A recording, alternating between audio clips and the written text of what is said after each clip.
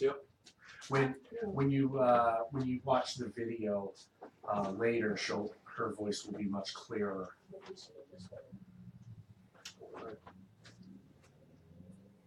So far, I'm very pleased. We've got, the guests that we've had so far, the guests that we have lined up are going to be good. I think are all good folks. Do a mic check, guys. Do a mic check real quick. Sure. Testing, 1, 2, 3, testing. You sound great, Brian. Testing. And testing, 1, 2, 3, testing. Move that mic a little bit closer. Yeah, I was about to say, honey. There you go. Testing, 1, 2, 3, Beautiful. testing. You might want to fix your hair. You look kind of All three. a little bit of a wild man. There you go. Yeah. No, that's Oh, okay. no, We're Facebook is running, Yeah. so we're starting. Aliens. It looks like he has that hair and then he shoved his finger in What's the that? electric Yeah. Yeah, Facebook is already running. Of course, for me, it's demons. 30 seconds, guys. Okay, cool. We should. Okay, 30 seconds. Here we go. Recording. Show's running. Y'all know theme music, so. We still need on. that. Alright. Ready, guys? And Yep. let's cue. Say, you're on. Good evening and welcome to the latest episode of Paranormal Encyclopedia. I'm your host, Kevin Mears, here with my co-host Brian McKinley, hello. and our sidekick. Misha Campbell, hello. So tonight we're going to be talking to Carol Matsumoto. And Carol, I do apologize if I'm mispronouncing your last name. She's the author of The Ghosts of Captain Grant's Inn, as well as the owner of Captain Grant's Inn in Connecticut. Carol, are you there? Come on, you gotta get used. Hello? Oh, sorry, go ahead. I'm here. Okay, sorry about that. Now we can hear you. That's my Okay. Wouldn't be a radio I'll show talk without louder. technical problems. No. How are you doing tonight? Very good. Thank you. Okay, so I managed to read at least some of your book, and folks, hopefully will I pick was up too the book. For a co-host on a paranormal radio show, Brian's kind of a chicken about the paranormal, funny enough. Well, it's not even the paranormal. It's ghosts specifically creep me out, and it's a weakness. And I admitted it to Kevin, and he picked me anyway. So here you go, the worst co-host ever for this kind of show. There's nothing to be scared of. That's what you say. I have yet to actually meet a ghost, and I'm hoping it stays that way. Well, with the haunting like Carol's, she's absolutely right. There's nothing to be afraid of. Oh, okay. So it's not a scary ghost story.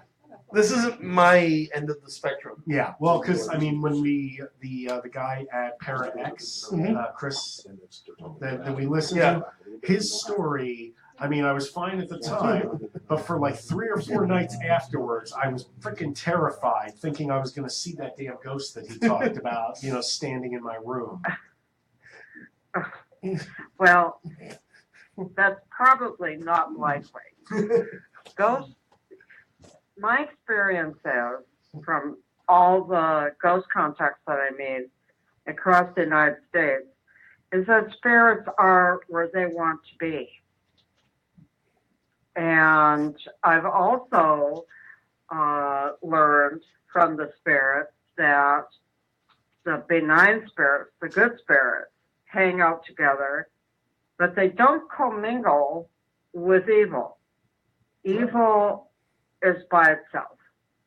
And you know if evil is somewhere, you can feel it. And here at Captain Grant's, we don't have evil. We have an old psychic hospital about 1.5 miles from us called Norwich Hospital, which was a sanitarium. And I would say that if evil lurks anywhere, it's there, but it doesn't lurk here. Oh, that's interesting. The good and the bad don't want to be together. My experience, I would also have to say, Brian, I agree with Carol. You do not find benevolent and malevolent spirits in the same house. Huh. That's No, pretty cool. you don't. There's No. no crossover weekends, intermingling picnics, things like that. Exchange programs. Exchange you're program. I just now picture it in That's my what I head. bring to the show. That's really all I'm here for. It's a more skeptical Just to perspective. crack jokes. Yeah. I just more picture in my head like the worst there's a company barbecue ever. That would be funny. I'm just thinking of a heaven and hell mixer. Exactly. Like an ice cream social. Exactly. Just like, come meet the other company, and everybody just kind of standing on their side of the rooms, just looking askance. It's like a at middle each other. school dance. We're Yeah, just exactly. staring at each other from Yeah, across the guys are on one side, the girls are on the other, and they're not meeting. I'm not a psychic, so I don't know. I like the image though. Yeah. Yeah, I was really interested. I'm especially. I mean, I'm sure Kevin's going to ask you questions that'll lead you through. But you mentioned that your book had the 3 parts. I'm especially interested in the science because that's something that I find really fascinating. Is how much any of this can be proven, or what the theories are about how this actually works and why.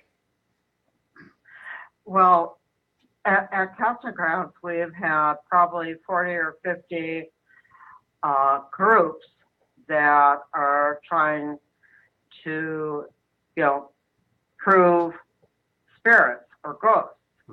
But most of them, I'd say 99% of them, all they do is the same thing that the last group did. And so they get something on their EVP, they get orbs, they get pictures of spirits. EMF, I'm But sure. what are they proving? What are they proving? And Well, of I'm course a not. bit of Yeah. a scientist. I've got a master's degree, and Oh, cool. it's like, what is going on? And Yeah. we need to prove it. That's the last bit. This is the new science. This is the new science beyond anything that we know.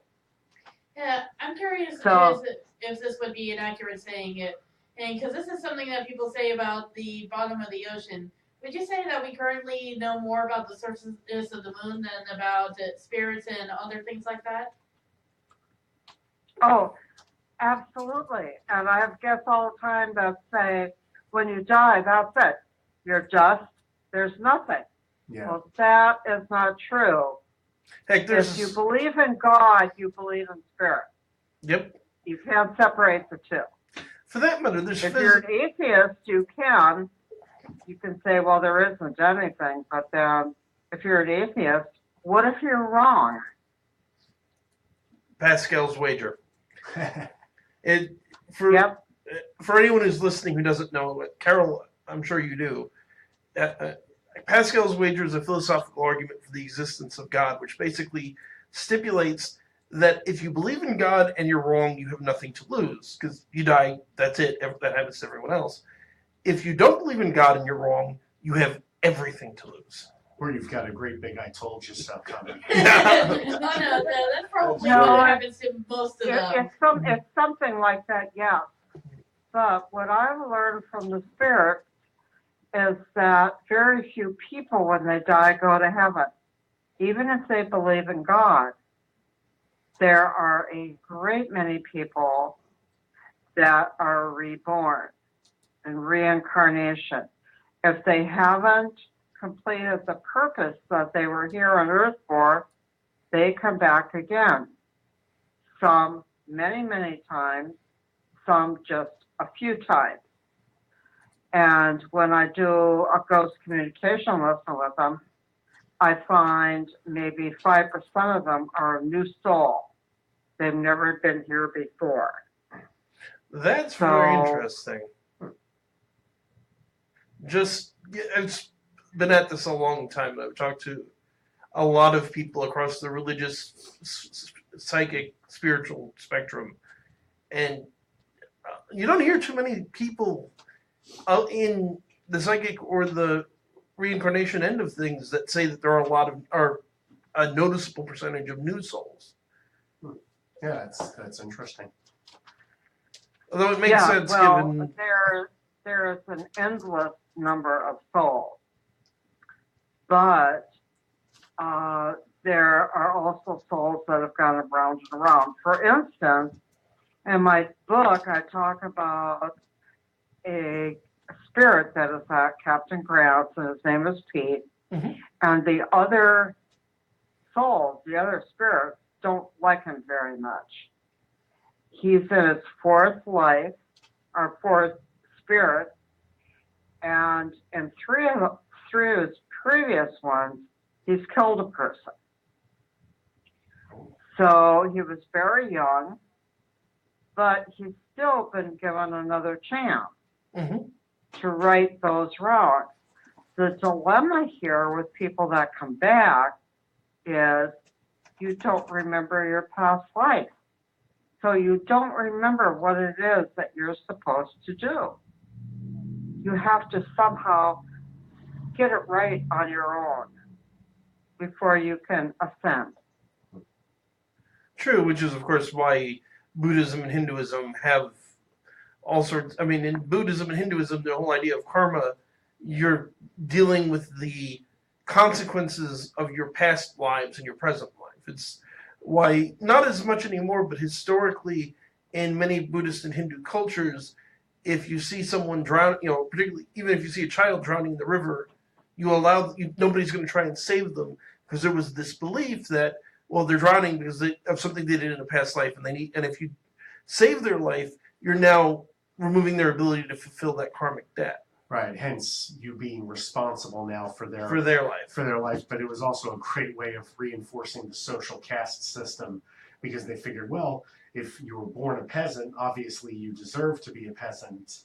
Well, in Hinduism certainly, but Buddhism in particular rejected Buddha himself certainly rejected the caste system. I mean, the man was of the highest caste, and I think it depends on what sect and what part of the world you're talking about. Yeah. It wasn't that the karmic idea itself was part of it. It was used to justify. It was used to justify it. Absolutely true. I'm curious. I have a question I just wanted to ask. So the general idea in at least the most Western people are used to is the idea that ghosts exist because they have some sort of unfinished business or something that they need to do. Is that what you have found, and how does that tie into the whole karmic thing? Well, I think there are different types of hunting. Captain Grounds is a gathering. There are over 200 spirits here. Oh, wow. That's a lot of ghosts. That's a convention. That's not a gathering. That's like Ghost Con. It's a gathering. It's in my book. It talks about it. I was saying it was. I also visited another home today that's having a gathering. They're gathering for a conflict between good and evil. Now, spirits themselves, I've seen things on television or read in books, and I have on my computer a ghost that is stuck in a cell. He's a pirate, and he just goes around and around and around through this wall, back and forth, and he's stuck there. The ghosts at Captain Grounds are not like that. They're there because they want to be there.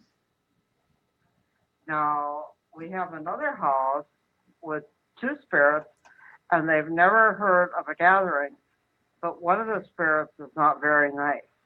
So I don't communicate with them at all. I don't blame you. Although no, I don't. It's interesting. I've never heard it put this way before, but practical experience, even though I'm not psychic, what you're saying makes a great deal of sense to me. Well, if I was a ghost and I had the choice between, okay, I can stick around, my old house or whatever. By yourself for all of eternity. Just wander around, or go to like sort of a group home for ghosts or a convention and meet other ghosts, party, I know which one I pick. And there's definitely got to be at least a lot of fascinating conversations they have with each other. How you doing? Well, still dead. How about you? So about when did you die? What was it like? Well, realistically, if you could have a conversation with somebody from the 17 or 1800s. Oh, that'd be awesome. All the things you don't want to add. I know. It's like, okay, let me get my ghostly note. And I'm being humorous, but I'm not really joking. It's like, let me get my notebook out. I want to talk to you about your experiences. Yeah. If only I were somehow hearing you still alive, so I can publish this. Writer in us. Well, that's what they have As our guests for. I was about to say, Carol, I mean, for psychics in general, Carol, in particular, you can speak with them. The information there to be gathered itself could certainly qualify as evidence. I know some of the most compelling, even among skeptics, some of the most compelling evidence of reincarnation has been people remembering very specific details of obscure past lives. Yeah, if you have things that can be verified. What was it? In a detective or a policeman? The captain of the very first guest I had 2 years ago when I started doing YouTube was Robert Snow. He's a retired homicide captain who went on basically a dare, went to a past life hypnotherapist and recovered a remarkable amount of very specific information about a historical figure, obscure enough that nobody had ever heard of him, but documented enough to actually verify all these specific things that had come up during the Verify session. That he actually existed, that he Nice. existed in this right time frame, in this right area.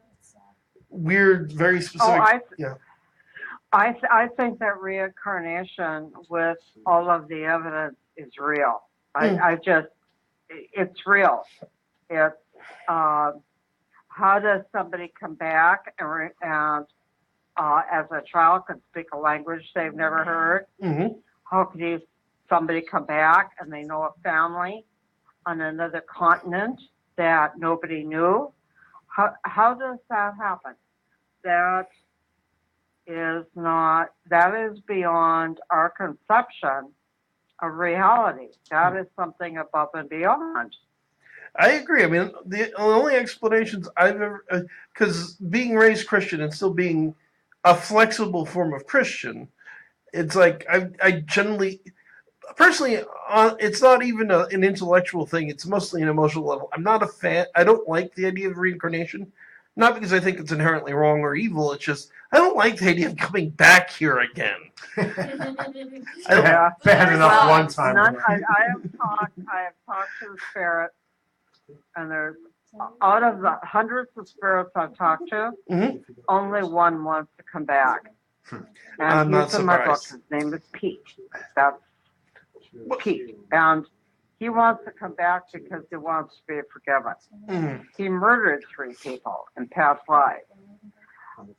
Nobody else wants to come back. They like it where they are. They're just really very comfortable there, and they're happy. And I had an experience when I was in my 30s where I actually went to heaven for just a very short period of time. And I just can't describe it. The euphoria was absolutely nothing like I had ever experienced before in my life. I was at a Catholic mass, and I explain all of this in the book. And when I was touched, that's where I went. But I didn't know I was touched. I was totally unaware of that. I wasn't looking in the right direction. So later on, I tried to find the priest that touched me, and what he said was, well, I touch people that go to sleep for a period of time. Well, I did not go to sleep. I was in this wonderful, wonderful place, and I did not want to come back. Absolutely did not want to come back. Well, that's better than some stories you hear about when a priest touches you. Oh, let's not go there. I was going to say from an investigator, slightly academic investigator standpoint, people have described visiting heaven. Most classically, when people think of it today, you think of the near-death experience. But historically, there are a number of individuals, probably the most famous being a very colorful religious leader and philosopher by the name of Emanuel Swedenborg. in the 18th century who have I very. haven't heard of him. He wrote a number of books. He was the founder of a religious movement called Swedenborgianism. It's a forerunner to the spiritualist movement. Gotta wonder why that didn't catch on. But he wrote a book. I forget exactly what it's called. It may just be called Heaven and Hell, in which he describes visiting both heaven and hell, and describing them less as absolutes and more gradations, where spirits in hell eventually are working their way up towards heaven. Reincarnation also factors into it, that spirits are coming back. See, I would think, just from my own thinking, that's one of the problems I've always had with traditional Christianity, is the idea that the actions you take in like 30, 40, maybe 70 years on Earth determine your absolute fate for like all of eternity. The reincarnation thing seems a lot more fair. Well, I need to remember I Go ahead. I'm going to interrupt. Please Sorry do. about that. No, don't be But sorry. You're the guest. I talk to a lot of people that stay here, and I've had some very religious people tell me, and Roman Catholic, that in the early years of the Roman Catholic religion, that they believed in reincarnation, but that at the first synod, or when they decided to write the Bible and create it, they took that out. It's not quite accurate to say that they took it out. It is true.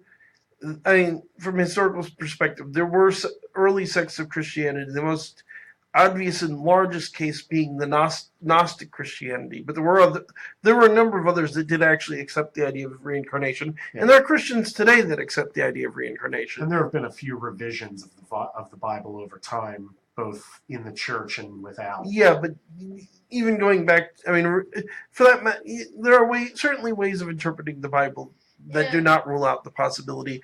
Like I said, I personally, on a personal level, I don't like the idea of coming back, but I don't have any deeper spiritual or philosophical reason why I generally am skeptical of reincarnation. Although I have to say, in all honesty, after 20 years of investigating and all of the people I've talked to, it's getting harder and harder to be skeptical. There's too much, as you said, Carol, there's way too much evidence to just dismiss it. Yes, absolutely. I agree. I'm now curious as to what eventually determines whether you're going to be a ghost, or you're going to be reincarnated, or you're going to go to heaven, or you're going to go to hell for a brief time, or you're going to be in hell for all eternity. It's such a wide range and a wide spectrum that it's kind of really fascinating. What would you say? I talk about that in my book, but I will say that nobody knows for sure. I've been told by many spirits that hell is not fire and brimstone. Yeah. That hell is a dark, dark black place without God, with no one. You're alone. Yeah, the fire and brimstone comes more from medieval. Yeah, I talk about it in the book. I went to a mass with a priest called Father Diorio. Have you ever heard of him? Yes, I have. Okay.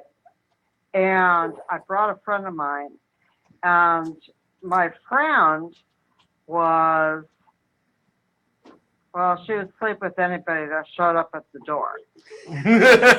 Okay. She was one of those. She was a charitable woman.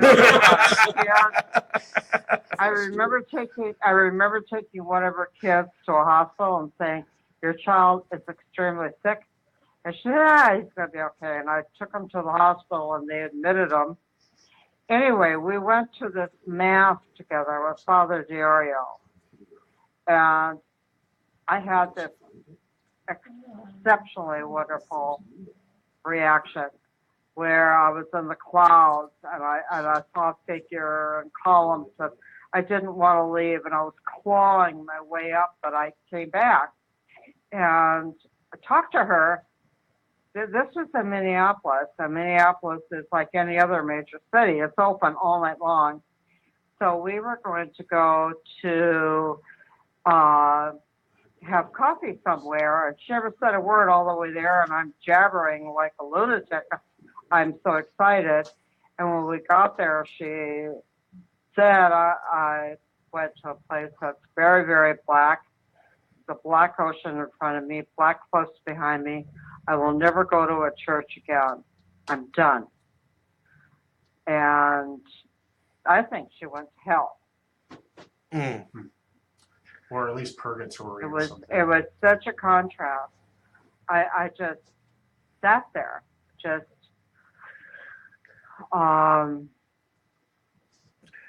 I will say, done.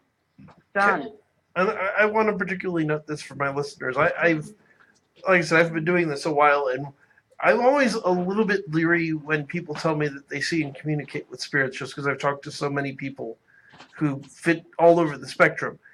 But for any of my listeners who are having that kind of reaction, when you talk about having experiences with them talking about it being hell being a place of darkness and an absence of God, not only is there chapter and verse in the Bible to confirm that, because it talks about the outer darkness, but every time during a violent haunting that we've ever asked on EVP, what is it like where you are?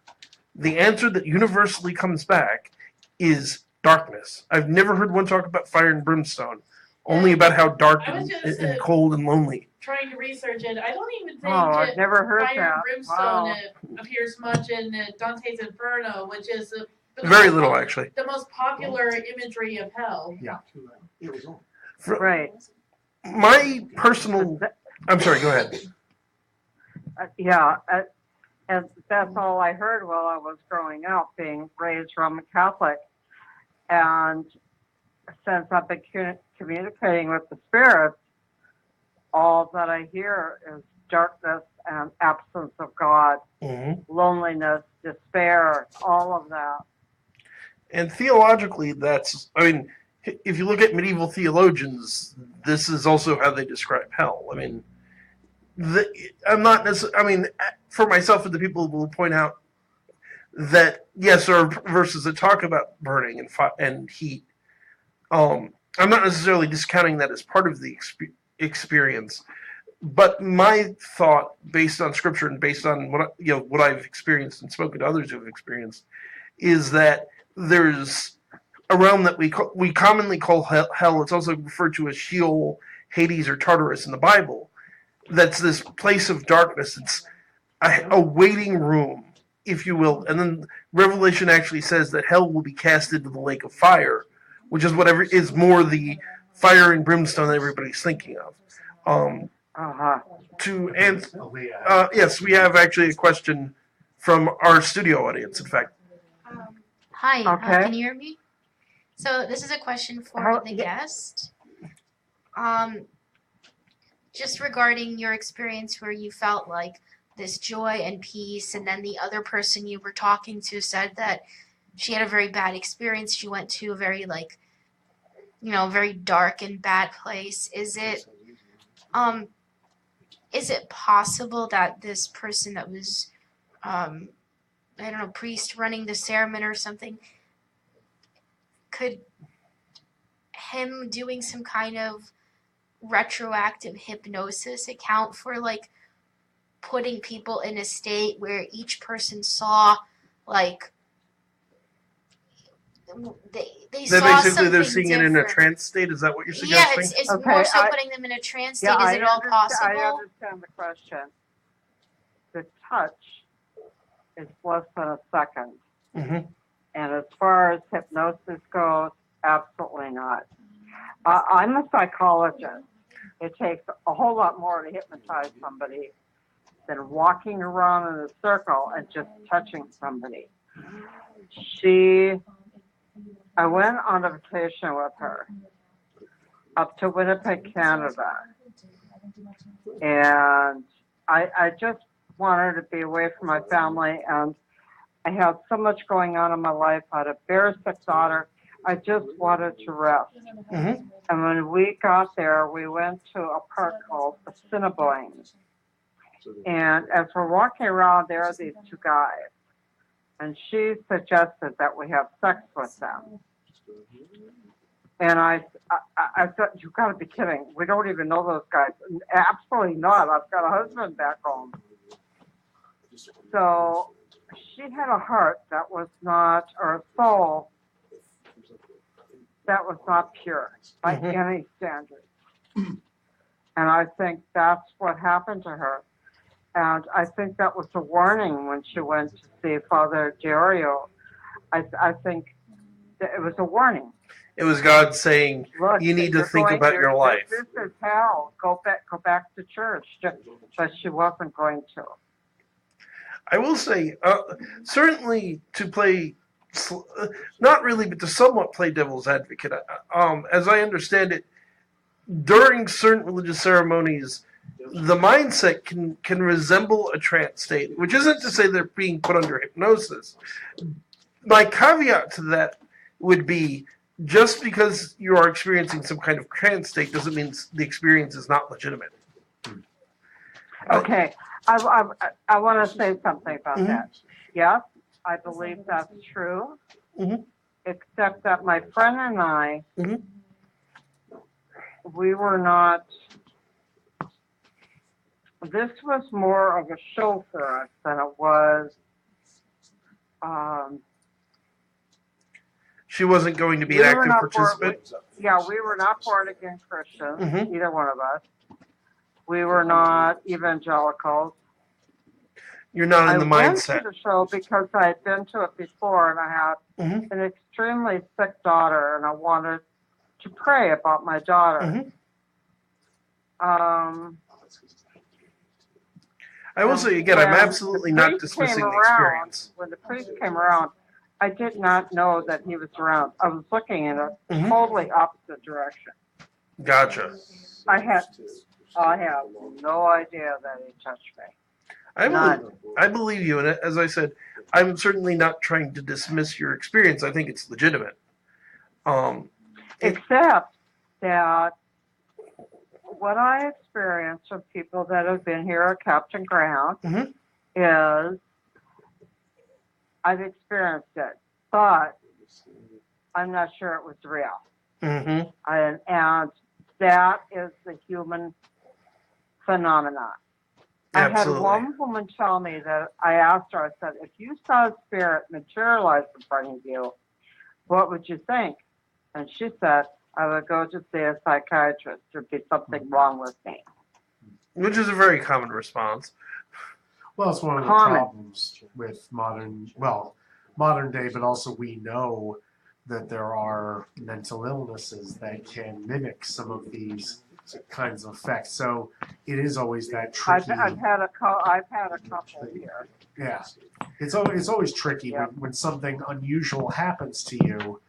The first response is usually to think you're crazy. Well, to go with the easiest solution first and say, okay, my imagination is overactive, or I have some kind of chemical imbalance, or it's just easier than, oh, I need to reevaluate my entire worldview. Which naturally depends on how your Arkansas razor is calibrated. Well, that's true. Some people will go to religion first as the obvious solution. Well, that's just it. Is if you're a religious person, your instinctive reaction, thanks to confirmation bias, is going to be going to a religious explanation. On the other hand, if you're a materialist, your initial reaction is going to be to go to a material source. So I think the thing that a lot of skeptics, in my experience, discount is an active disbelief in something is just as much of a bias as an active belief in something. Oh, absolutely. I think that's one of the reasons why it's been so hard to collect any evidence one way or the other, because what qualifies as evidence to a believer doesn't always qualify as evidence to a skeptic, and possibly never will. And I think the only way you could convince some skeptics, and maybe not even then, is you need to get a ghost and get it to show up on command under any conditions they want to name, and it's not. Oh, I don't yeah. think it's not going to happen. Yeah, I've had people like that here, and that does not happen. Yeah. That spirits show up. It's been my experience. Spirits show up when the people that are here give off enough energy Mm-hmm. for the spirits to manifest themselves. Again, I'd agree And 100%. Yeah. No, I was just saying I agree 100%. That's an interesting. So you think there's a certain amount of like the ghosts or spirits needing energy from the people that are witnessing in order to manifest? Because I haven't actually heard that Funny enough, before. Yeah, absolutely. so I have checked that out over and over again. I even tried to come up with a theory that didn't work out. My theory was that we all give off CO2, mhm. but some of us give off CO2 to the extent that bugs think that we're their main meal, and other people never get bitten. Mhm. And that is the reason for that is CO2. I did not know that. I knew about some people are the smorgasbord. Yeah. So I had a theory about that, but I had somebody here who they said that they never gave off CO2. They still got bit.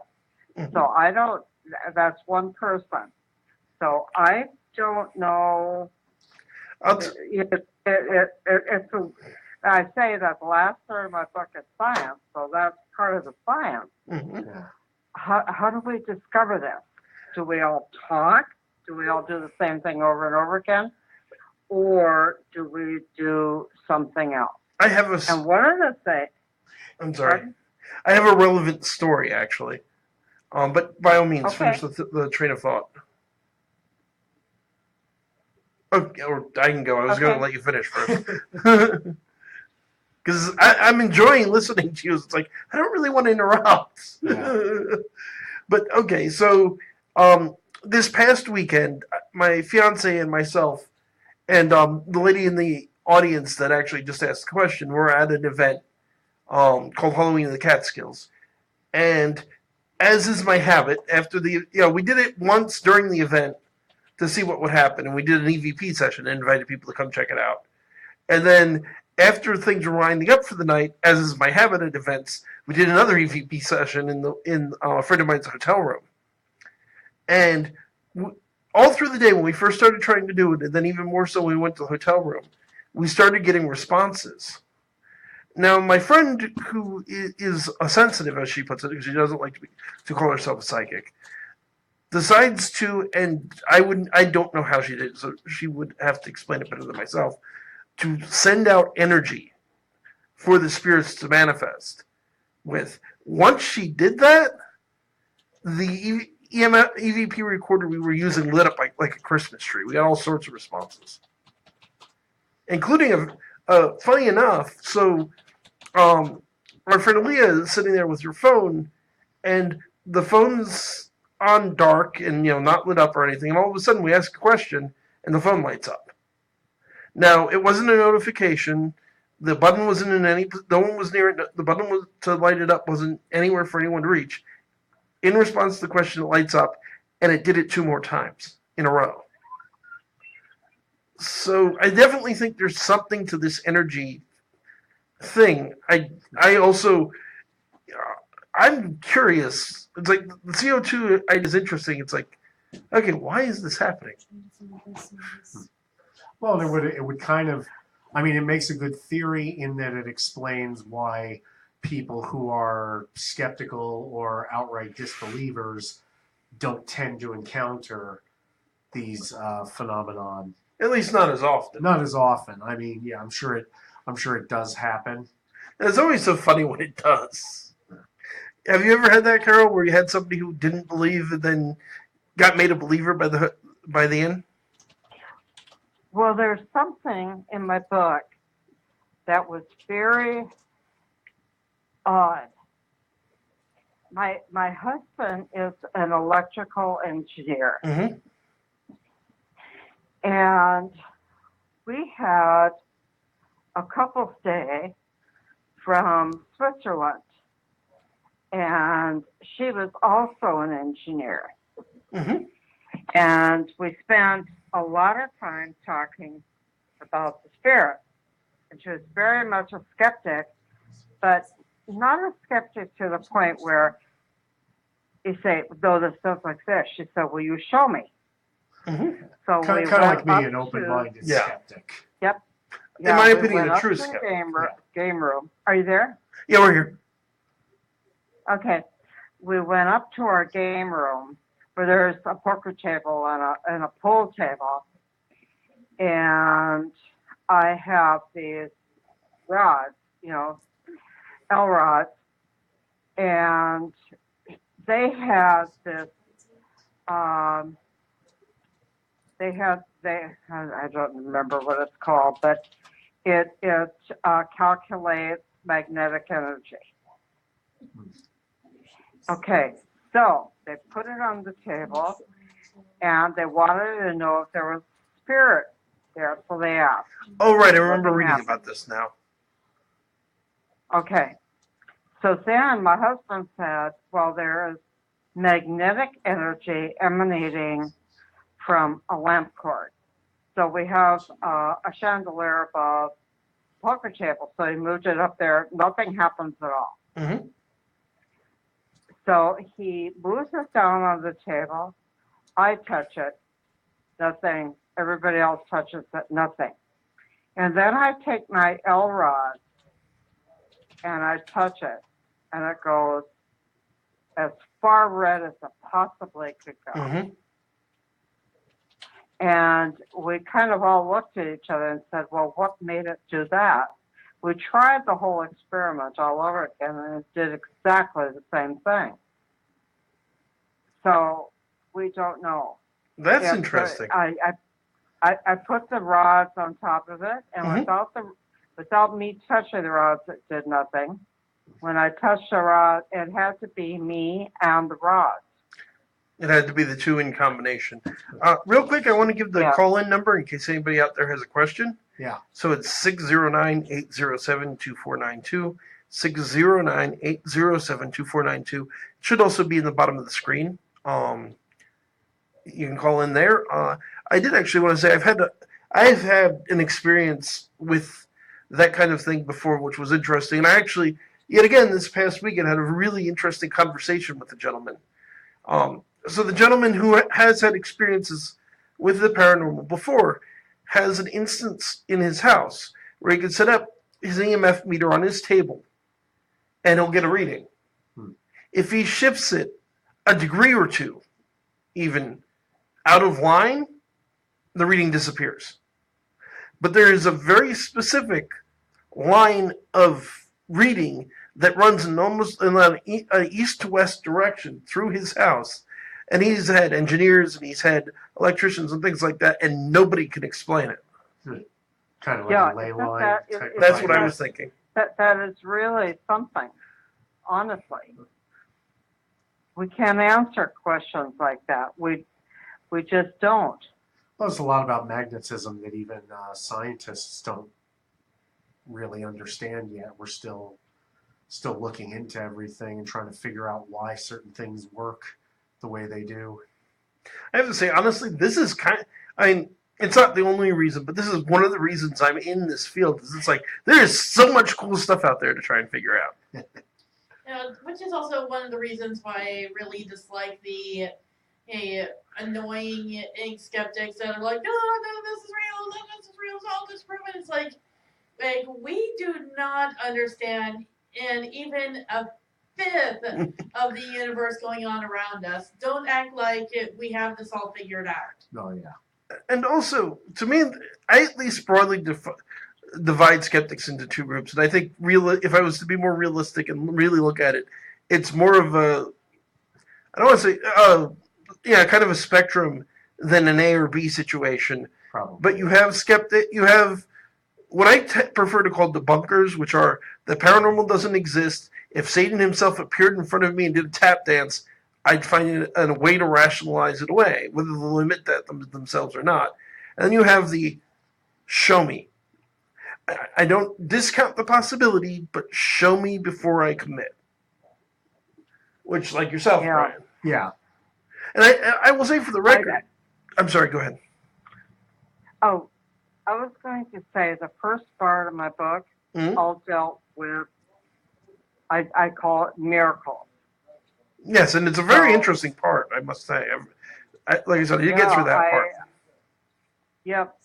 I believe that we are each sent here on this earth to follow a path. Mm-hmm. And if we stay on that path, we're going to have a fulfilled life. I agree 100%. And we may not have to be reborn. If we veer off that path, we're going to have a hard time. I agree 100%. And when I bought Captain Grant, when I left the signing where I took ownership, I had $112 in the bank, and I had a $200,000 renovation ahead of me, and I never had to borrow a dime. That's fantastic. And you can't believe the things that happened. Yep. When I needed something, it showed up. The story in particular with the, I want to say well-digging truck. Oh my God. That was one of the, Oh. That just destroys the idea of coincidence completely to me. That's not coincidence. Yeah. I mean, that's a miracle. Yeah, I agree. Yeah, so you read that. Yes, like I said, I did get through. With the beam going across where the bathroom was above it, that should have fallen down. Mm-hmm. And I needed this beam that cost 2/3 of my wages, and it showed up for free. It's just amazing what happened. $112, and I got the place open, completely restored. It is just. I think about it now, and I think, God, thank you. I prayed all the time. Mm-hmm. I had visits from the spirits. It was just incredible. It's incredible. I will say, I took a glance at the prices and whatnot on the website, and I'm looking at this, and it's like, Connecticut is not that far from us, and your room rates are very reasonable. I'm thinking you'd want to we go. may have a need to make a visit at some point. Yeah. That would be good. You'd love it. Write it off as a work expense. Exactly. And tax deduction. It's research. I'm thinking sometime down the road, maybe Amisha and I, and if we can drag Brian along. I'm doubting it, knowing Maybe Brian. I'll go upstairs and I'll play poker with the ghosts. There you go. But we can come up and then maybe have you on again and talk about the experiences we have when we visit. Oh, that would be wonderful. That'd be wonderful. And don't forget about our cemetery.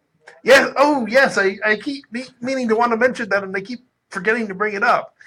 Which is what don't you tell folks? Because I just read that. It's like, okay, that's just crazy. Well, the cemetery in back of the house dates to the mid-1600s. Wow. It's not a family cemetery. It's the first town cemetery. Nice. Wow. And the cemetery across the street is the new cemetery, which dates to the 1800s.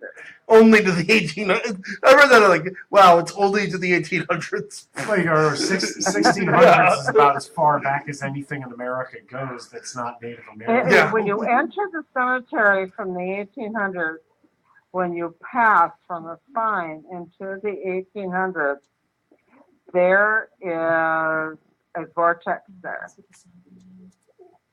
Okay. Something I've heard a lot about and had very little direct experience with.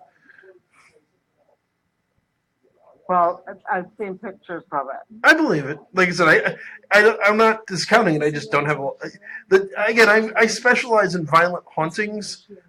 Vortexes, at least in my experience, aren't as common a thing there. So it's just not something I've encountered.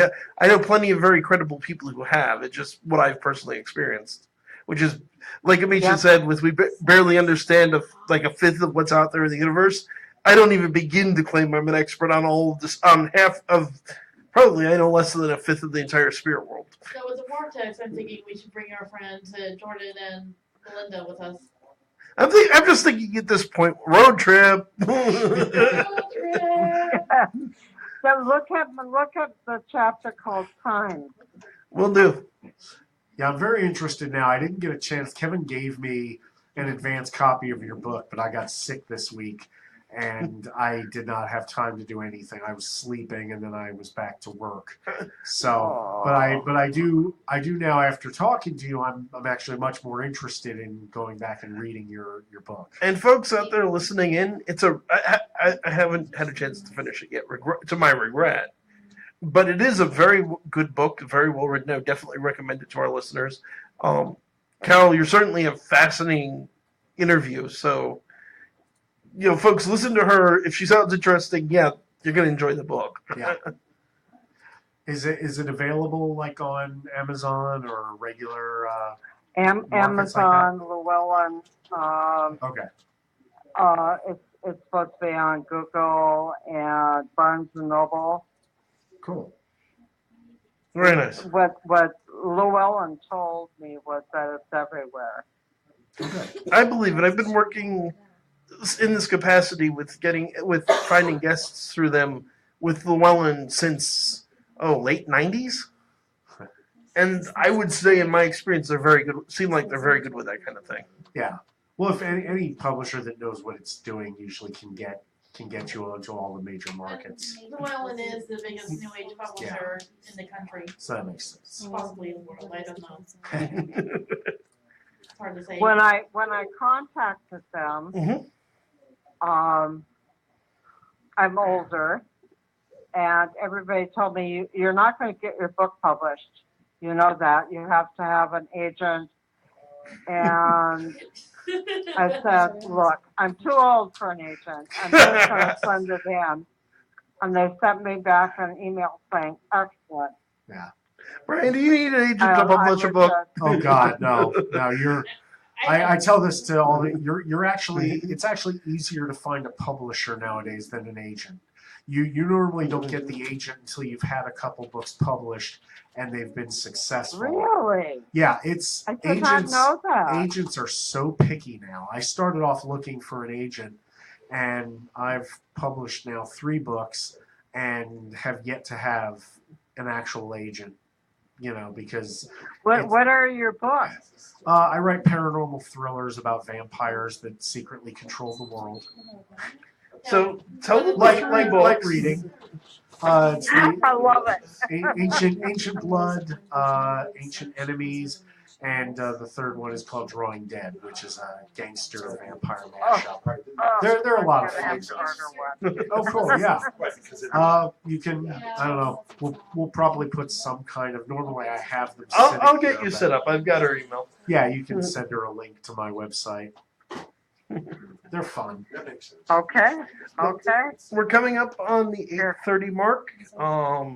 Carol, since we are getting near the end, why don't you give the full name of your book, your website, any projects you've got coming up that you want to give a chance to give some information, a plug to? Please do so. Feel free to do so. Well, I would ask people to come to Captain Grass. It's www.captaingrass.com. We do have specials on Halloween. We're doing a tour of the cemetery across the street, and in the morning, if people want to tour the back cemetery, they can. We do a bonfire, and we have spiked apple cider and probably pumpkin bread. But I will do, if somebody wants to have a ghost communication lesson, all they need to do is ask me. That certainly sounds like a fun time for Halloween. So again, because in my experience, it's always best to Yes. repeat. That's www.captaingrants.com. .com. That's it. So everybody definitely check that out. Also, the book is The Ghosts of Captain Grant's Inn. Is that the right? Do I have the title Yes, right? it is. It is. It is. And you have to come and stay with us. We're definitely going to. It's like Okay. I'm looking at this. It's like, man, I wish we could do Halloween, but I've got to work. Yeah. That's the way it goes. But we could. I mean, you're not far. We're in New Jersey, so it's about a couple hours. You're not far at all. Yeah, we had a convention in Connecticut, and it's a couple hours drive. Yeah, I've been to Monroe a couple of times. Specifically, That's on the other side. Yeah. Yeah, that's on the other side of the state. That's where my husband comes from. I remember. Ted number 2. But yeah, I've been to, and if you're not familiar with it, I'm sure that Ted number 2 is Union Cemetery in Monroe. Well, my second husband is Ted number 2. It's in the book. Nice. Yes. I had Ted 1, and then I had Ted 2. Well, that's convenient. You don't have to change any of the monograms or the paperwork or anything. You just- I couldn't get the name wrong. No, it's easy to You know, remember. it's dead at night laying there and going, Ted. Yeah, exactly. You can't accidentally call them by the wrong name. It's great. Which is always awkward if you call somebody by the wrong name, Yeah. particularly in the middle of the night. I can't believe we Okay. went there. Actually, yes, I can. Yeah, of course we did. Okay. Okay. I'm going to probably let you get going at this point since we're just about on the 30 mark, or 7:30 mark. What am I? Time's already running together. This is not a good sign. Oh, okay. We got a long drive ahead of us. That's what surprised me when you said 8:30 Yeah. earlier. I went, really? It's like, no, 2 hours already? 7:30. I want to thank you so much, Carol. You've been an absolutely fantastic guest, Yes. and we will definitely be coming up for a visit. Okay, and I wish you tons of good fortune in your Likewise. new radio show. Thank you so much, and God bless. You're welcome. God bless. Bye-bye. Bye. Bye. Okay, everyone, that was Carol Matsumoto from Captain Grant's Inn. You're not rid of us just yet. We're going to actually be here till 8:30, but as has become our tradition, we're going to hang out and chat for the next hour to kill some time and have a little bit of fun. I was a little surprised. I was actually looking up one of Brian's books earlier. I'm surprised that there are a number of listings on Amazon for used copies. Yeah. It happens. Apparently, it's a phenomenon that sometimes, even when the book just comes out, there will be used copies available because somebody bought a few and then immediately Stand up? Oh, raise. the microphone. I'm sure. Oh, honey. Like, Okay. Sign language, not Kevin's forte. yeah, for the record, folks, I'm absolutely abysmal at the whole, obvious gesture everyone should get, and I'm like, no. That's what makes great comedy. The person, doing the sounds like. Yes, I flunked charades, I admit it. You took a course in high school and you flunked it. So, sedative? I think it seems like the logical segue for conversation tonight, since we were talking to Carol, and Carol is not the doom and gloom I'm usually focused on, would be to talk about ghosts. Sure. And the human spirit side of the spiritual spectrum. All the questions you ever wanted answered. Or possibly never did. Or, yeah, never answered. Yeah, it's like, do we actually have answers? No. It really. Educated guesses I occasionally. have wild, unfounded speculations. I mean, My mind is still kind of blown by the. I love the idea that it's not necessarily all bad for, if ghosts exist, and there is a other side, that it's not totally all bad, that there are places like gathering spots and stuff. I'm like, that just brings out a whole different I will say level, from 'cause experience, I've never heard that before. the majority of phenomenon that people experience is not negative. That has been my keep in mind, folks. I mean, I've heard that everybody has kind of that ghost story of, that their grandfather's ghost that changes the TV channel or whatever. Just I can give you better stories than that. Or just, positive. But I mean, I've known a lot of people, and so many people have that one story of, oh yeah, my aunt has a ghost in her house, and it closes the door. Like if you leave a certain door open, it closes. And I'm like, what the hell kind of ghost is that? Yeah, that's what most people actually experience. That's its whole existence. Neutral. Well, yeah. It's like but it's not going to hurt you, and it's not deliberately trying to scare you. Oh, sure, but that's what makes me wonder about, because that's what I remember when I first met you in some of our early conversations. I asked you about that, about that there are ghost phenomenons where it seems kind of just like an echo or a loop tape, like a ghost that you're nailing. Yeah. What there are others that seem to have personality, so I never understood where the line was. Okay, so human spirit ghost hauntings, because some of these aren't really human spirits, which is what you're talking about in particular, fall into a couple of categories. According to most ghost parapsychologists, ghost hunters, and paranormal investigators, you have the big two categories, I suppose, is you have phenomenon that is actually an intelligence behind it. Okay. Which is your movie haunting. Right. It's the whole idea of, you have a ghost that's haunting your house. A person who died, who has unfinished business, who's haunting your house. You also have what you're talking about, and we've talked about this before, which is kind of a tape recording. There is a theory in parapsychology, and there's some evidence to back this up, that you have what they sometimes call the stone tape theory, the granite tape theory, which is that certain types of rock, particularly, of course, by the name granite, have the ability to in some way record an imprinting of emotionally charged events.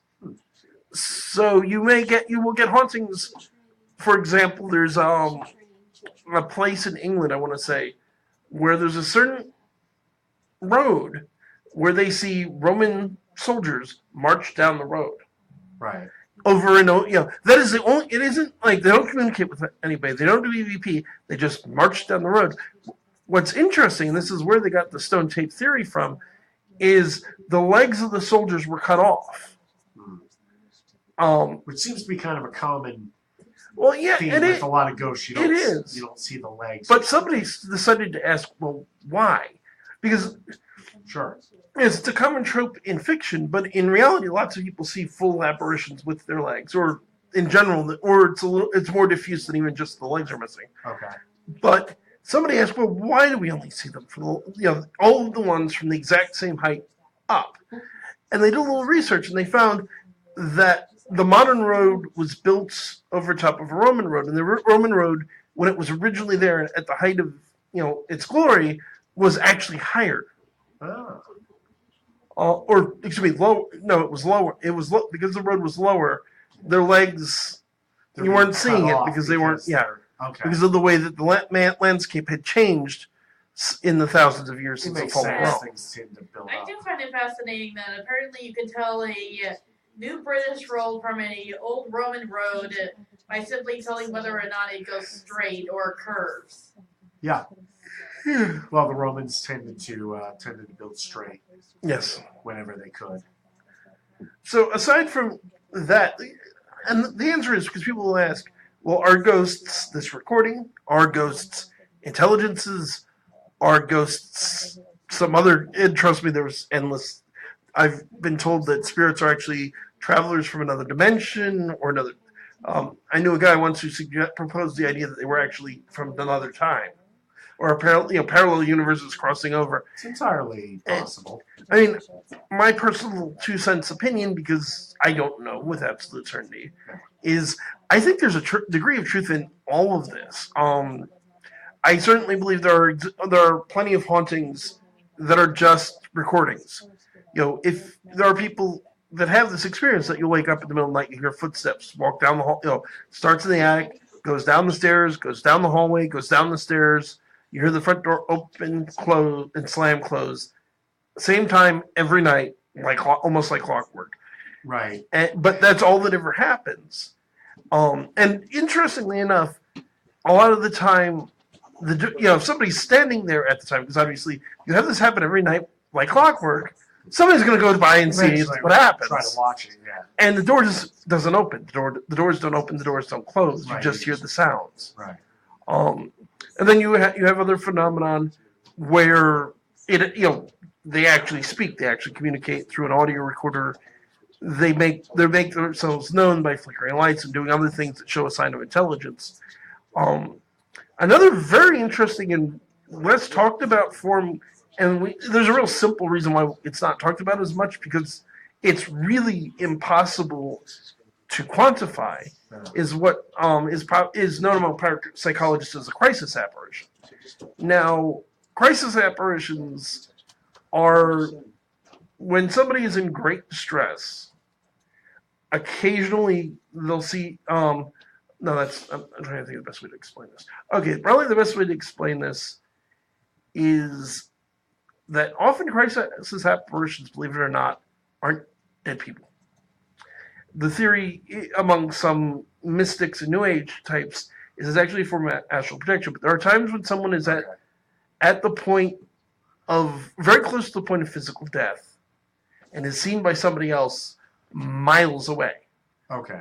Just like a ghost. You see them, they're solid, and they vanish into thin air. There's examples of, a soldier in war, his platoon gets hit with a bomb. His mother back in England sees him walk through the front door of the house.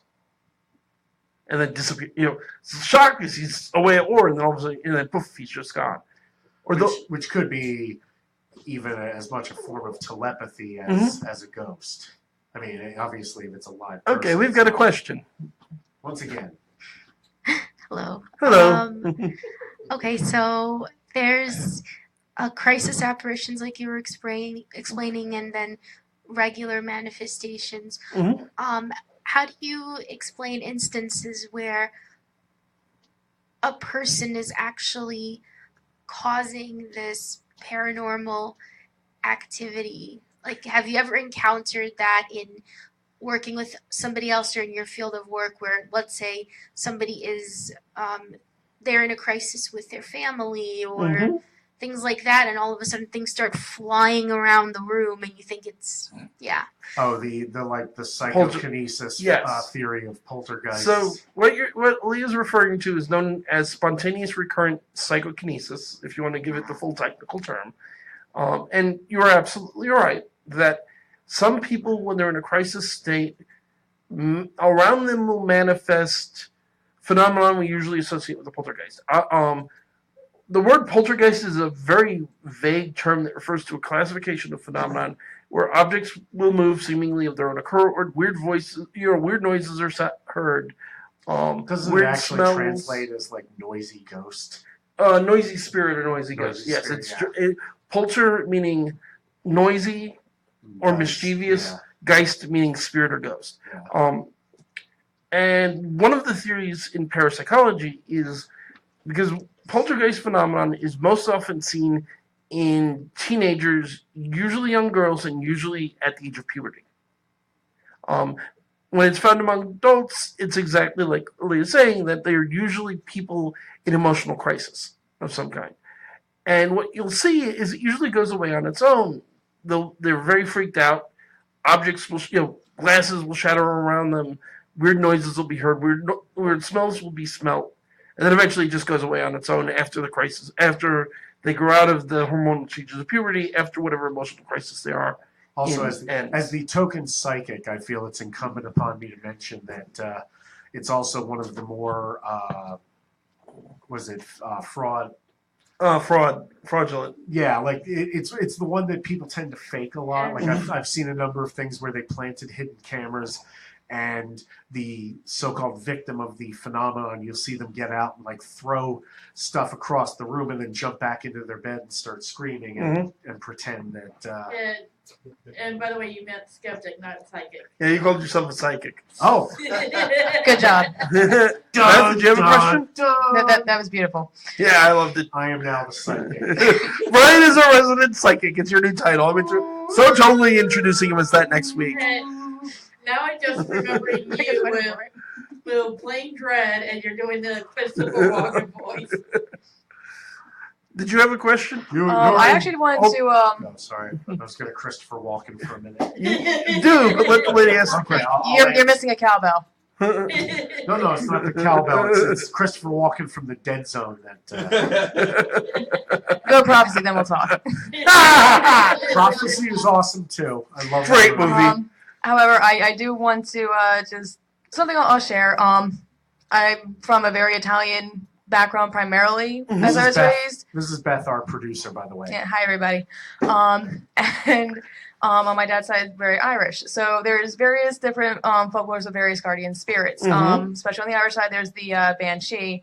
I'm forgetting if there's a very specific one, but there's essentially it was a family guardian in my house, specifically of my aunt.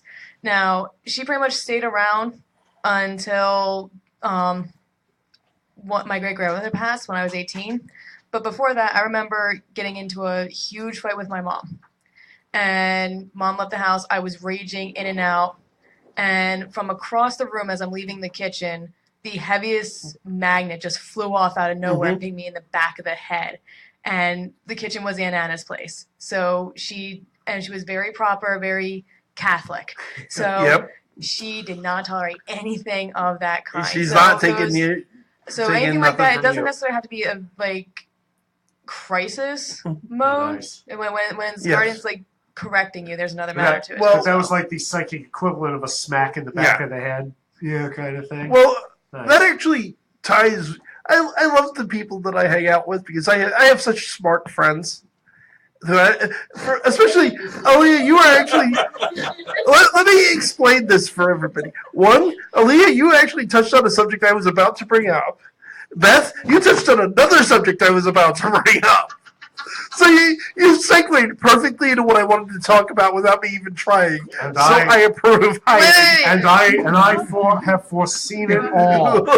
Yes, our new resident psychic. So I have another question on top of that question. So why does that happen to one person and not another? Do they have some latent, undeveloped? I don't know. Latent, untapped ability. The theory is yes, that basically it's an ability they have, or that ability maybe we all have, but some have to a greater extent. The more accurate answer is nobody really knows. See, I'd be mad. No. Because if I had all that stuff happen and it never went further. You never got your letter to Hogwarts? Yeah. had my awesome X-Men powers develop, I'd be like, I feel gypped. I feel ripped off. It's like, why am I not the Phoenix? Exactly. Except the dude Phoenix. Or Magneto or something. Records were still intact when you should have gotten your Hogwarts letter. So Poltergeist, before I get into the thing that Beth brought up, again, Poltergeist isn't really a type of spirit so much as a classification of phenomenon. The big thing that classifies something Poltergeist more than other types of phenomenon is you never see a full apparition in a Poltergeist case. You never see a spirit. The only thing that people will report occasionally seeing in a Poltergeist case is dark mist or something of that nature. Another very common element to Poltergeist cases is there's often a very elemental aspect to it. You have houses where stones rain from the heavens. You will have, and my friend John Zaffis, who would love to get on here at some point, has actually experienced this one. What are poltergeists? Where it will rain inside of your house. Oh, nice. No plumbing explanations. It's not those very rare, weird instances where it is at least hypothetically possible under the right conditions with the right house to have a small storm front form in your living room.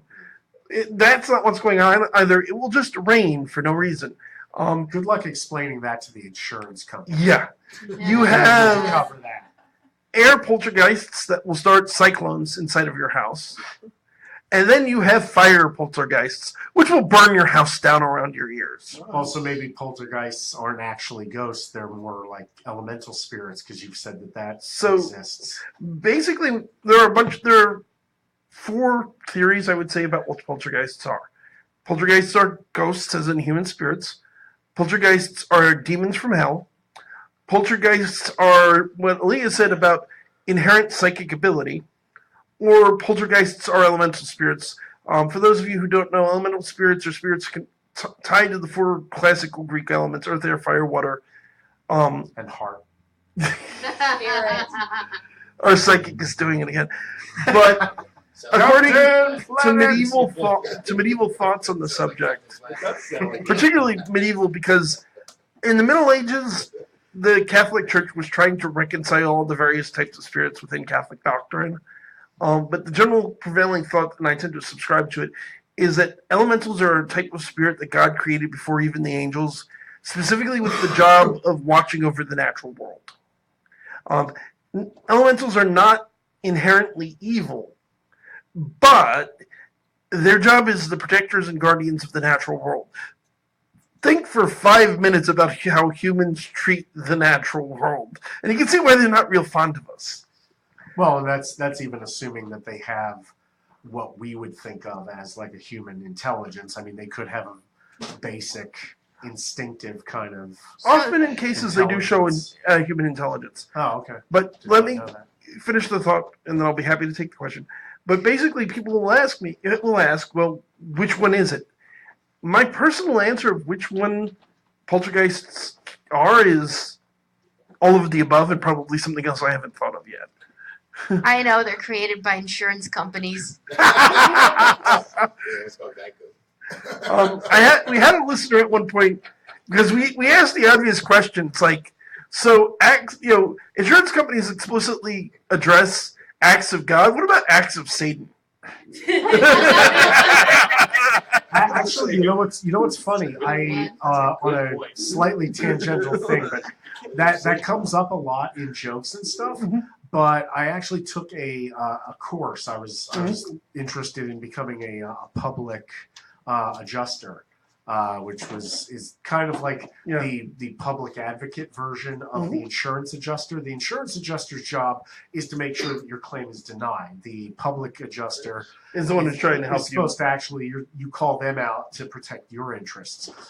From what I understand, there is actually no such thing as an act of God clause in, like, it's never mentioned in an insurance thing. It's become something that gets mentioned that it was an act of God and it got denied. But they say if you actually look at an insurance policy, you will not see the term act of God anywhere in an insurance That's policy. interesting. Yeah. No, they throw that out there in the hopes that people will just accept it and shut up and accept that their claim got denied. But if you actually challenge them on it and say, okay, define act of God, then you can. I have a suspicion I know what you're going to suggest, because there's the other category of poltergeist I didn't mention. But what were you going to say, Beth? Well, as a follow-up to Brian, there's a reason the phrase is, RTM. Read the manual. Yes. No, I was going to say, it just occurred to me, and I'm a little surprised that you didn't call me on it. The other obvious explanation for poltergeist phenomenon, particularly in classic folklore, would be fairies. Yeah.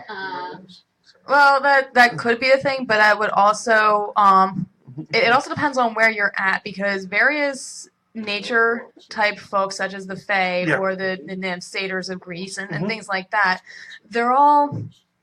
they all have a similar background. Mm-hmm. They all have like different backstories and whatnot, but there's certain purposes. There's different nuances depending upon the region that they're in. True.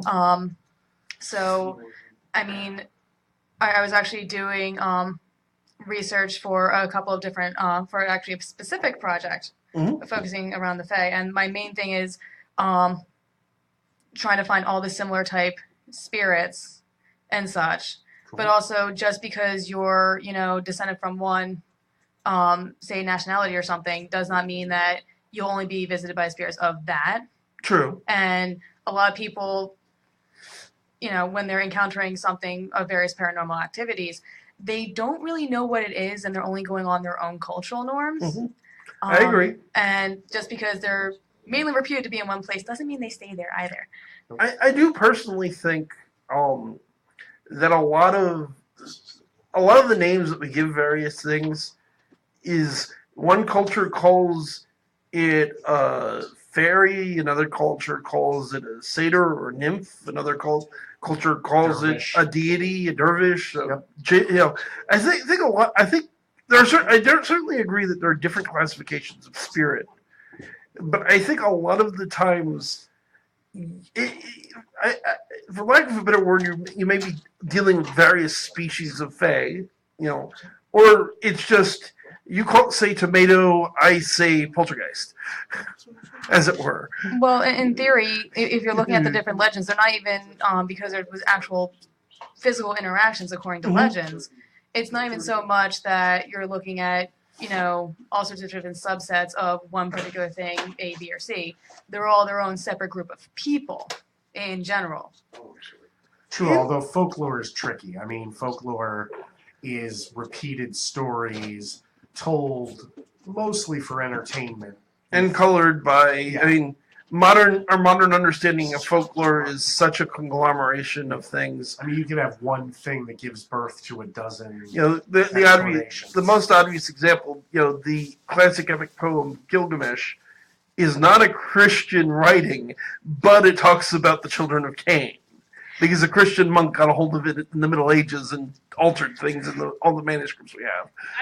They actually found a new verse to it recently. Oh, really? Yes, within the last couple years, actually, they found a new verse. It got added, and it was from the original version that was actually in the actual. Fantastic. Sumerian. Wasn't it Sumerian? I'm trying to remember the name of Sumerian. The epic. Oh no, wait! I was thinking. We're talking about the epic of Gilgamesh, and I meant the epic of. You're thinking Beowulf. Beowulf, yes. Beowulf, yes. Oh, yeah. Beowulf, correct. Beowulf But is- the thing is, the only reason we still have it is because of that monk. So that's kind of a mixed bag in and of itself. Yeah, which welcome Same to thing with a lot of things from the Middle Ages. It's just called syncretism, everybody. Yeah. Yes, yeah, absolutely right. So before we continue on very delightful tangents, there was a thought, and I'm not dissing the tangents because this is what I want in this show. So I'm absolutely delighted at how it's going. Right, no So- bizarre tangents. But in Welcome truth, to Paranormal Encyclopedia. I'm going to give the number real quick before I get to my thought, just in case anybody wants to chime in. 609-807-2492, 609-807-2492. By all means, Please call in. We're eventually going to get tired of our own banter. I think it's going to be a long time before that happens. But I know, but we want to encourage people. we to do call want in. people to call in. If you have questions, comments, concerns, if you want to make fun of me, I don't care. Keep it clean. Try to keep it sort of civil, and we won't cut you off. Right. I'm just remembering how annoyed I get over pseudo folklorists, as I would like to call them, and who are primarily just a certain type of feminists are going like, oh, there's never any good strong women in these stories. It's like, have you read Grimm his brother's fairy tales? Have you read Greek mythology? There are tons of strong women in a lot of folklore. Greek mythology? Okay, we're doing. Hans Christian Andersen. We're going on the tangent thing, and there was a point I wanted to make about human Make spirits. your point. Can I make one thing really Yes. quick?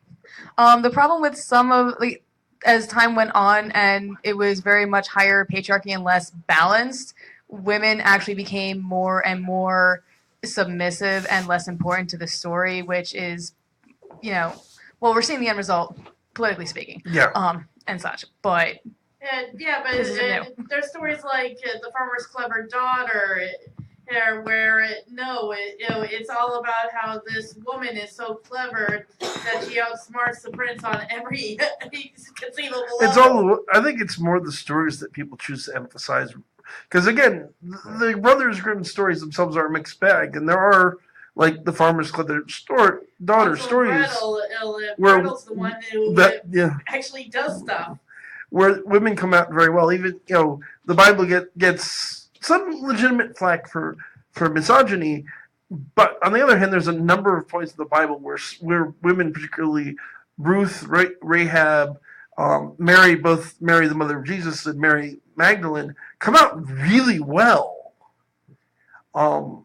It's more complicated than a black or white, yes or no, one or the other. Yeah.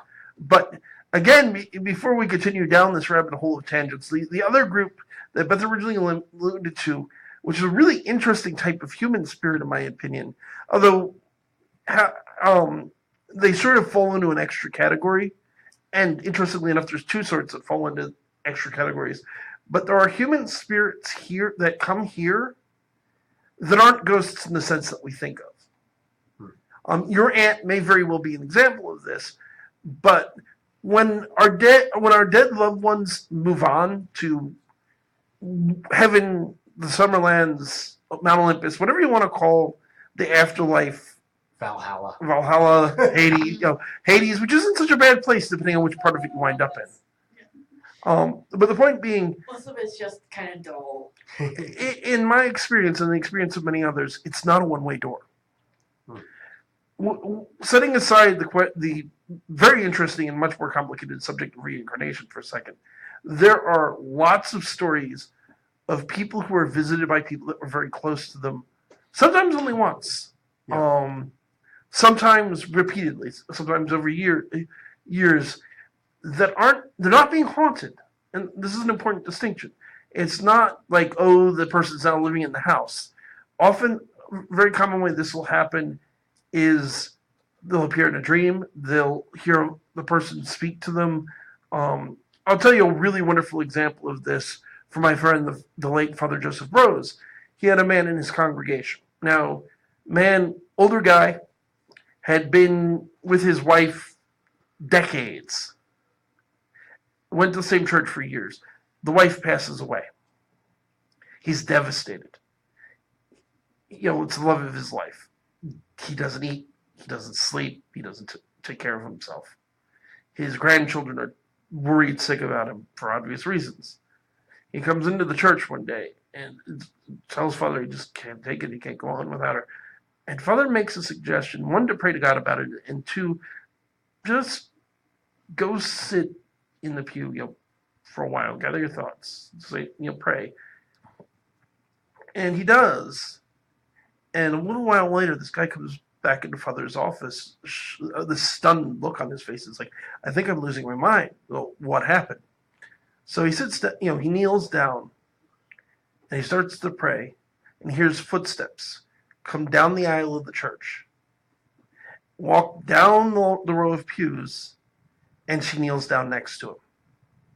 And she says to him, "You've got to stop doing this to yourself. I'm okay. You need to pick yourself up and get on with your life. Your grandchildren need you. Basically snap out of it." And he asks, and Father asks him a very important and telling question. How did she look? Did she look like when she passed? No. She was as beautiful as I've ever seen her. She was in the full of her health, the prime of her life, not very sick like when she died. I like to call them redeemed spirits. Other people have other names for them. But there's definitely a subcategory of spirits that come back from wherever you want to say that they go to visit the people they care about. I personally believe, for that matter, the Bible backs me up on this. For the Christians that are listening, it says, and I don't know the verse, I don't have my laptop open in front of me where I can look it up, but it says that we are surrounded by a great cloud of the witnesses.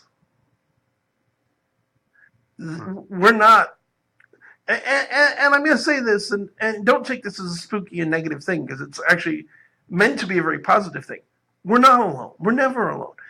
We always have the people that care about us, who have gone before, around us, watching us and watching out for us and taking care of us. I actually have, I will say, and this is something I normally don't talk about, but even I had this experience. I believe it. I as skeptical as I am, and like I said, I didn't know what to make of it, and it could be just a wishful thinking or whatever. Mhm. But a few months after my dad died, I had not really gotten the chance. I was living in Illinois, and he had essentially a stroke. It was a complicated thing with diabetes and alcohol and a toxic reaction, but for all intents and purposes, it was a stroke. And by the time I came out to visit him, he was on life support, and he wasn't responsive to anything. And so I went back home. They eventually shut it off and allowed him to die. And then I came back for the funeral. And a couple weeks after that, when I was back in Illinois, I had a dream that I remember because it was unusually clear. Mm-hmm. And it was of me just kind of sitting in my apartment, and my dad coming in, sitting down on the couch, and we sort of started talking to each other. And I remember the odd thing was, in the dream, I knew he was dead. Mm-hmm. I remembered that. It wasn't like I was having a dream that he was still alive, and because I've had those. Yeah. But this one was very much, I sat down and I looked at him, and I was like, I miss you. And I'm sorry that I didn't get to say goodbye. And he said, yeah, I understand. I love you. Yeah, it still chokes me up after all this, after many years. But yeah, and I just remember when I woke up, I felt really good. Because your dad came back to say goodbye. Yeah, like I honestly felt, and that's something that, like I said, if I was determined to be, skeptical, I could write that off, and I could, there's a number of ways to dismiss it, but we'll get back to that in a second, but I want to let you finish. But it's just it's that thing of, and I guess that's really what it comes down to, is if you feel something and it has a noticeable effect on you, then I guess that's really as much as you can ask for as far as being real. It helped me deal with it helped me deal with his death and grieving and moving on. So, go ahead. I think you left out another type of spirit besides the one that you mentioned. Mm-hmm. And I only found this out recently last week during our gathering. Yeah. Somebody mentioned inhuman spirits that they basically were never born. The theory. Yeah. What do you think of that theory? Let me give some preface to this, because that particular friend of mine, who is very familiar with the paranormal, and we'll probably try to have her on the show at some point in the future, raised this. I've never heard anyone else think of this, but it is a really interesting idea. Of, well, okay, what about children that specifically, without getting into a huge theological discussion of abortion and things of that nature, but what about children that aren't born? What about miscarriage? Setting aside abortion, there are stillborns, there are miscarriages, and what happens to this? I mean, we can argue about when.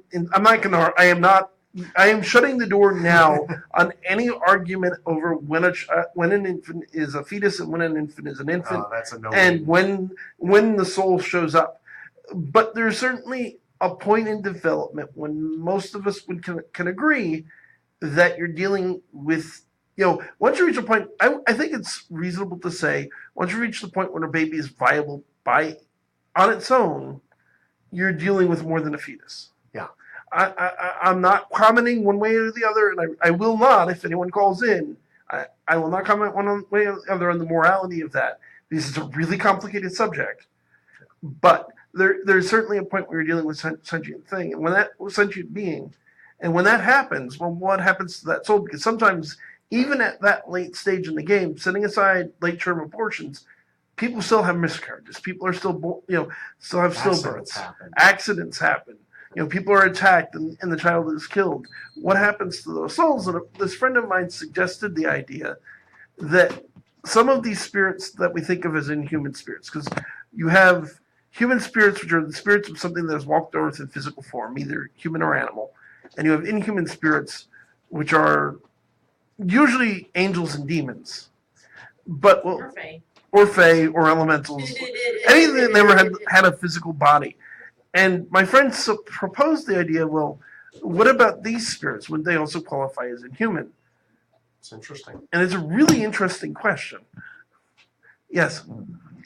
It is actually a very interesting point because how are you gonna actually know? Yeah. The theory that because that was actually something that I remember discussing with some of the people that I hung out with in high school while we were in the middle of a debate, which you had thus banned from the show. Yeah. I think for good reason we can agree. Yes, and the one person I was discussing it with was very much one of those people that, per their belief, for them it's a so, and then you're it's not, and as far as they were concerned, they were cheated before they started, and I was raised pagan.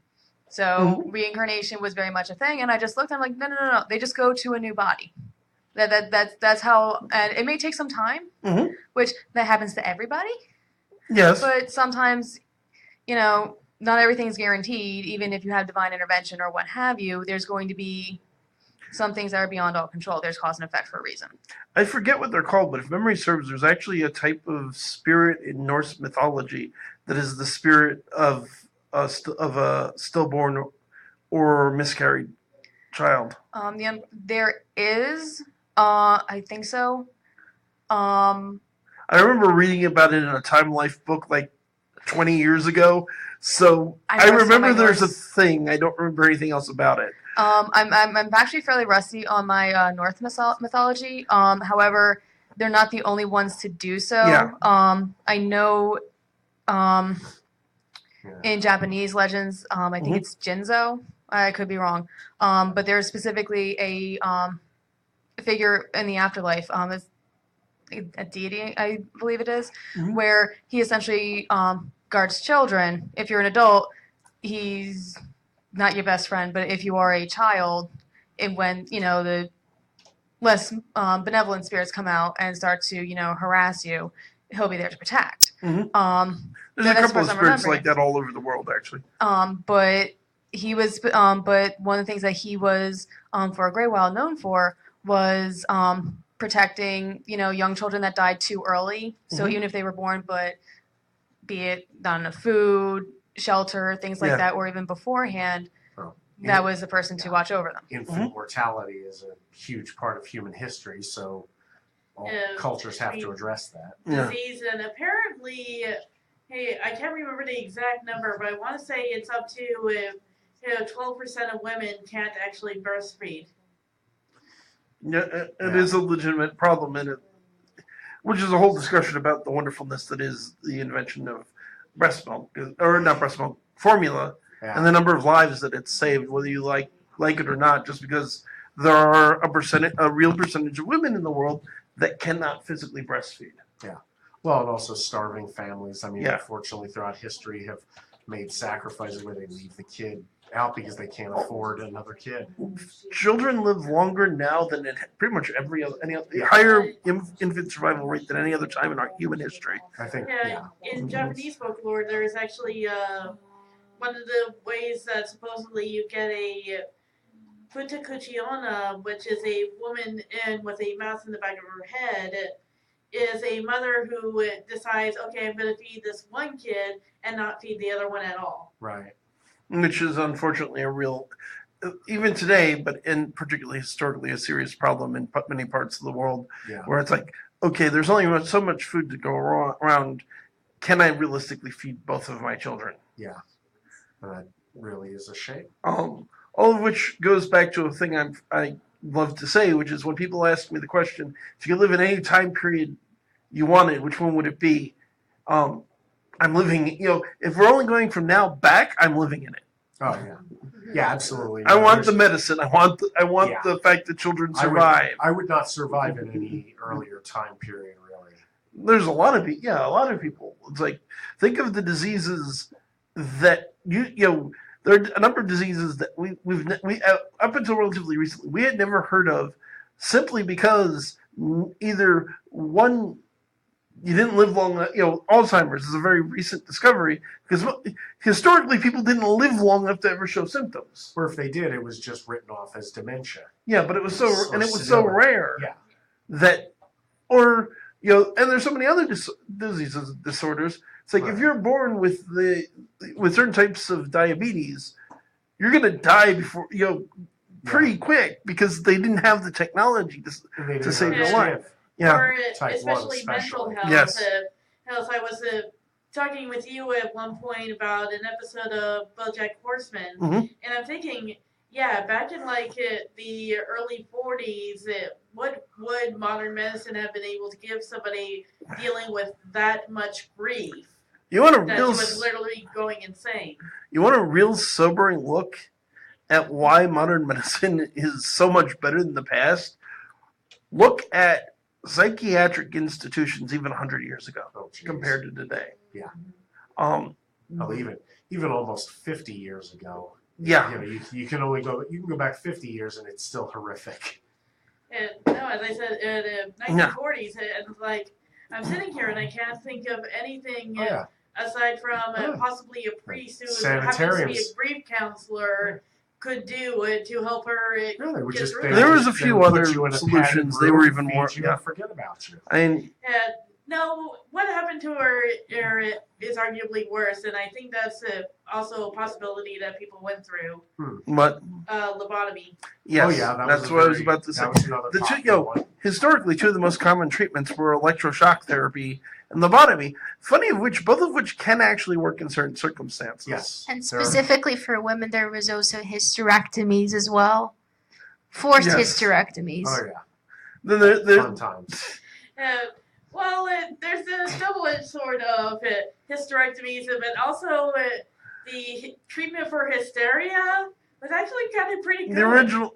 Oh, For yeah. those of you who don't, Yes, it was pretty good that your doctor, had to make you but that's the point. for anyone who's listening who has no idea what we're talking about, so historically there was a belief that a woman's vagina could physically travel around her body, and the treatment for this condition, which is known as hysteria, was masturbation.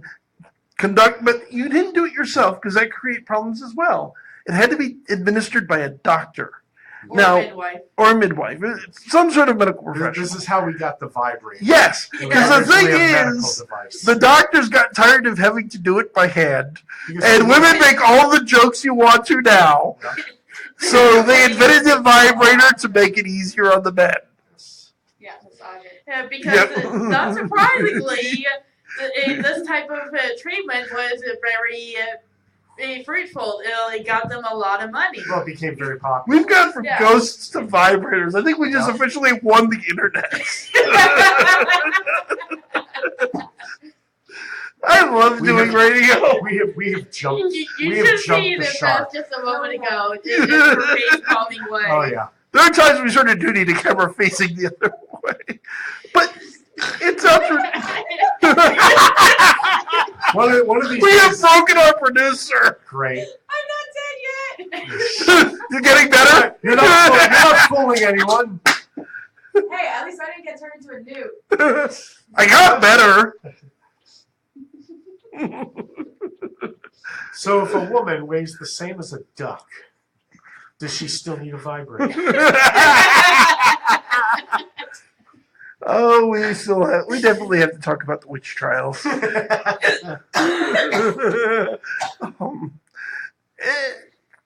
It's not better. We could do a whole episode on the Inquisition because it's We could do a series of episodes. so much fun. Shall I read what it says on Wikipedia about the first marketed vibrators? I'm afraid not, given we've already gone much further down that road than I want to go with something that I am trying to keep on the level of a normal radio show without going into Howard Stern territory. Wait, normal radio show?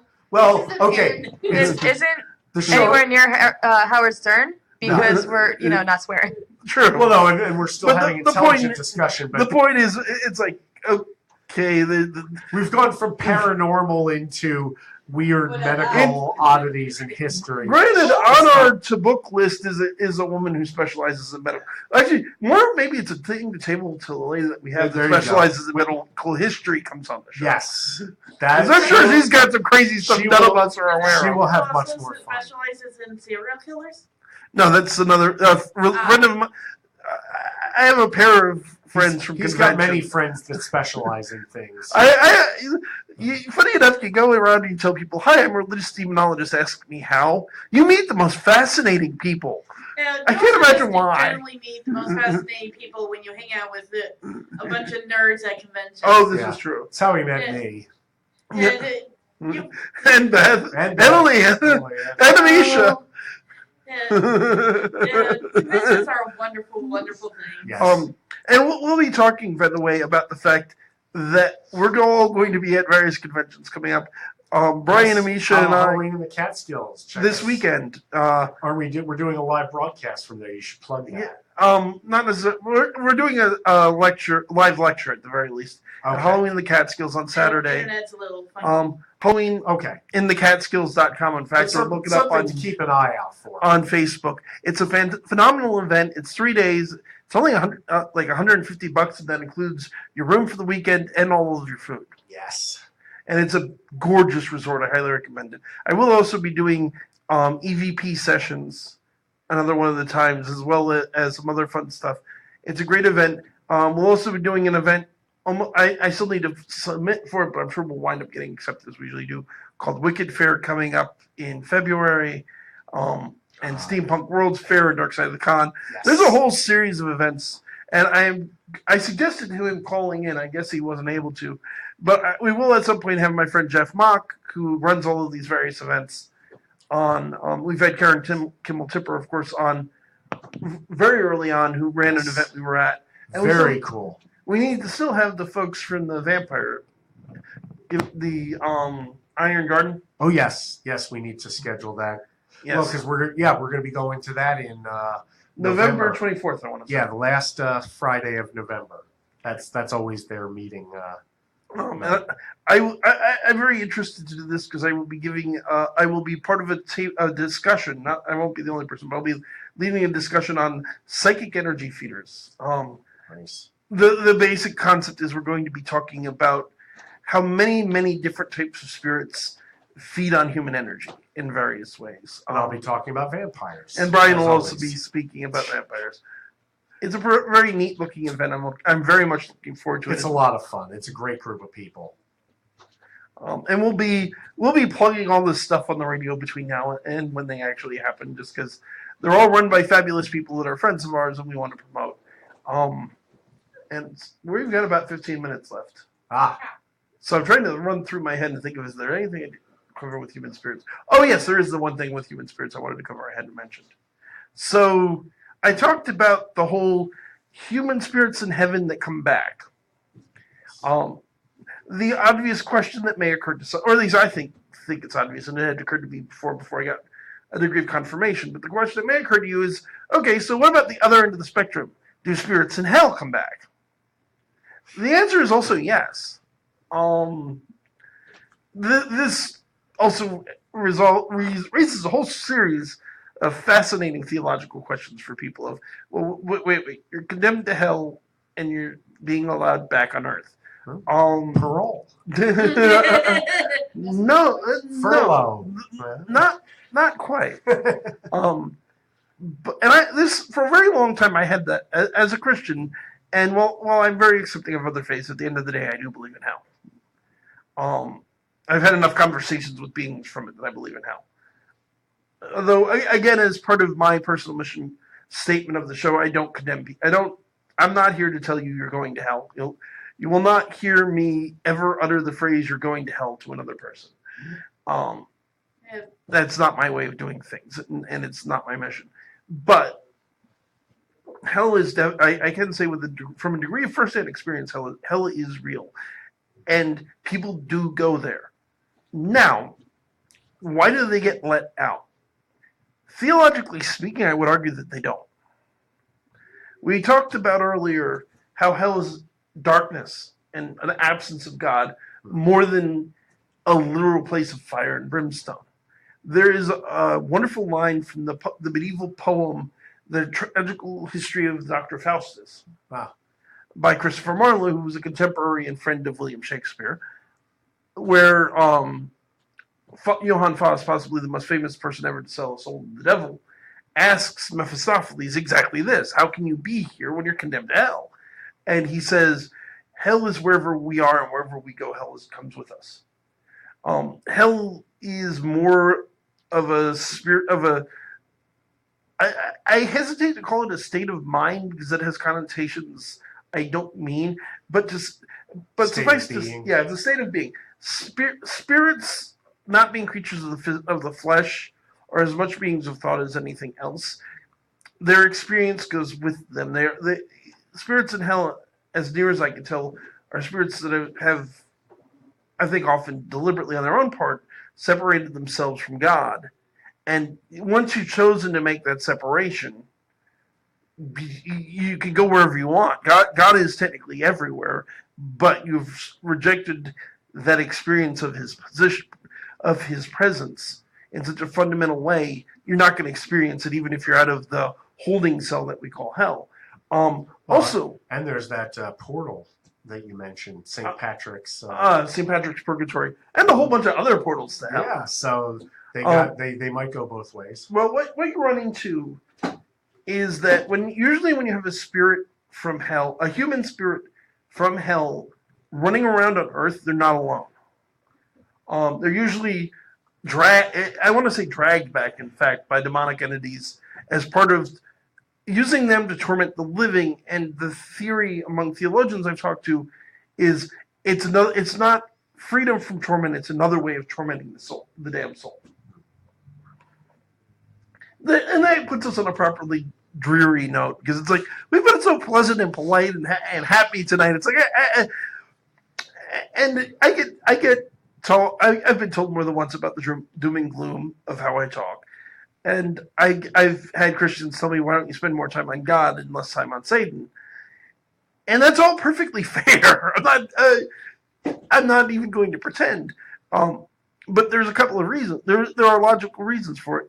One is a very simple one of if Brian's experience, to pick on somebody who's had one with his dad, you're not going to call a demonologist to come check that out. For one, true. It happened the one time. It's not an ongoing phenomenon. There's nothing to investigate. Right. And two, even if there was, it's not something negative. Yeah. Why would you want to treat it negative? Well, and also it was a dream. There's nothing. Yeah. There's no tangible evidence. There's nothing to investigate. So this is also true. But when somebody's having a positive experience, they don't call me. Yeah. So my experience, people that talk to angels don't necessarily want them exorcised. Yeah. Nor could I do it if they did. Be gone, angel. But that's part of it. Hold the cross upside down, just kind of out, angel. The other part of it is also you don't have to look very hard to see people talking about the positive and light and fluffy side of the spirit world. Oh yeah. There are lots of churches that will spend a lot of time talking about God and dismiss the idea of Satan or demons entirely. Right before they ask you for the donation.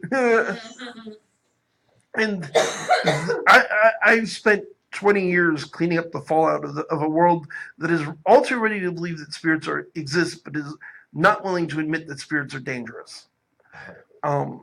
So somebody is going to be the grumpy old codger going, yeah, but there's this other side of everything that you're not talking about. And apparently that's my job. That is your destiny. And it was Lou's job before me. And it made us both more than a little jealous of John Zaffis, who'd actually done investigations of angel cases and stuff like that. And it's like, man, why don't we get these calls? I mean, you could if you advertise, but when you walk around calling yourself a demonologist, what do you expect? You don't call yourself an angelologist. Thing is, so does John. Or I should say, so does John. Well, and there are actually angelologists. It just, I don't know. It doesn't have as much of a ring to it. As far as I know, I don't think there's a whole lot of practical angelologists. Yeah. Because the thing with angels is, one, you they show up when they want to show up. You can't make them come. And you spend all of your time investigating bakeries and stuff. Yeah. Jesus appeared in this piece of Oh, toast. brother. I swear it's him, look. I saw it, and the unethical side of me went immediately to the obvious use. But I saw a thing on not eBay, Kickstarter of a toaster that made Jesus toast. Oh yeah. And I'm just looking at that and going, it would be so easy you make the Jesus toast, you sell the Jesus toast on eBay. Somebody is going, if you make this product, somebody's going to do it and somebody's going to buy it. Oh yeah. Well, I mean, during like the Middle Ages, didn't they like supposedly? Yes. So many slivers of the true cross that if they were actually assembled, the thing would have been like the size of a California. I've heard it described as basically you could have built a forest of true crosses out of the pieces of true cross. Yeah. For the matter, there are two widely recognized relics, though I don't know if they're both. I'm skeptical they're both recognized by the Catholic Church. That are both the foreskin of Jesus Christ. It's like, okay, I can see him having, you cut it off and then it grows back and you do it again. But it just seems a little odd that you'd have to do that twice. They messed it up the first time. What? They messed it up the first time. That would be another possibility. Yeah, so I think for our last few minutes, and since we have it here, why don't we play some of the EVP we got last weekend? We can see about that. See if it'll come off. Let's see. So you said it mentioned like gathering. Yeah, I don't. There's 9 recordings on here. Oh, okay. I don't know which one that is. Because I think we found our answer is the ghosts were having a gathering and they wanted you guys to shut the hell up and stop bothering them so that they. I could think get realistically, I hate to say this, and I was going to do this. I'm going to wait. So here's what's going to happen. Do a show on EVP. I am going to wait on EVP. We're not going to play back the EVP we had last time, this past Friday. We'll do it next week. We'll get a better one. And we'll do it next week for 2 reasons. One, I will go through the 9 recordings I have on here and find the ones that have something worth listening to. Yeah.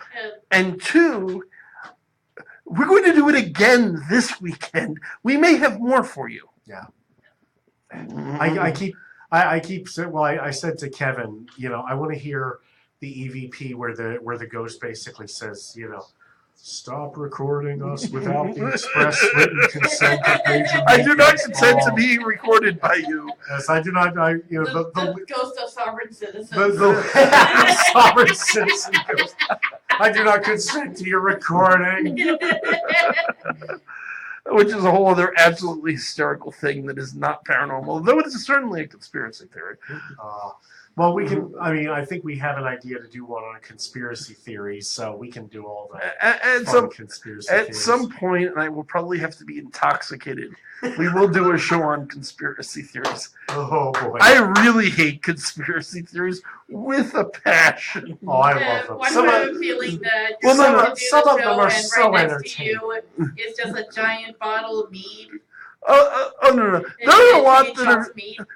Let me be a little more fair. We'll do it as a drinking game. Like every time certain phrases get used, yes, Kevin has to take a conspiracy drink theory drinking game. We are going to during the days of the YouTube channel. We actually had a drinking game. But I most prominently remember one of them being anytime Drew or I said look it up. Or another one was technical difficulties yes. that somebody pointed out. So basically, just waterfall. Once the show starts, commence the waterfalling of shots. Because we'll probably have to do something like that for this. Just because why not? We actually haven't had much in the way of technical difficulties. No, the station is really good in keeping things running smoothly, and I love it. Thank you, guys. Well, we're almost done. That's why. Yeah. If the board blows up now, we're almost done anyway. I do not take responsibility if the board blows up when we walk away. Yep. I didn't touch it all night, so I don't actually take responsibility. If it blows up while I'm here, I don't take responsibility for it. I did nothing. Technology doesn't like me, but it's like, if I didn't touch it, how can I? But and really, if the ghost was going to do it, it was going to do it anyway. Well, there's an interesting topic as well that we'll have to get into just to soothe my conscience if we're going to do a show about conspiracy theories. We're going to talk about conspiracies that are actually real.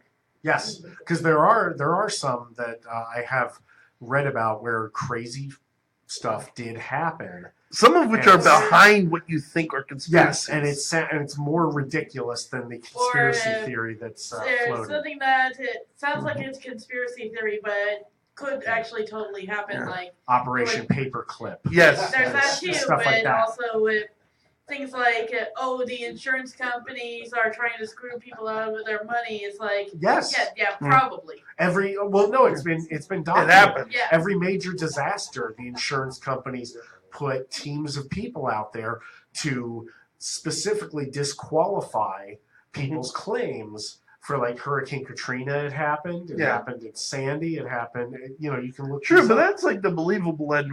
Yeah. I'm thinking more like Operation Paperclip, the fact the U.S. government hired Nazi scientists to help us or with the space race. MK Ultra, where they extremely Oh, boy, illegally conducted experiments in mind control without any form of consent on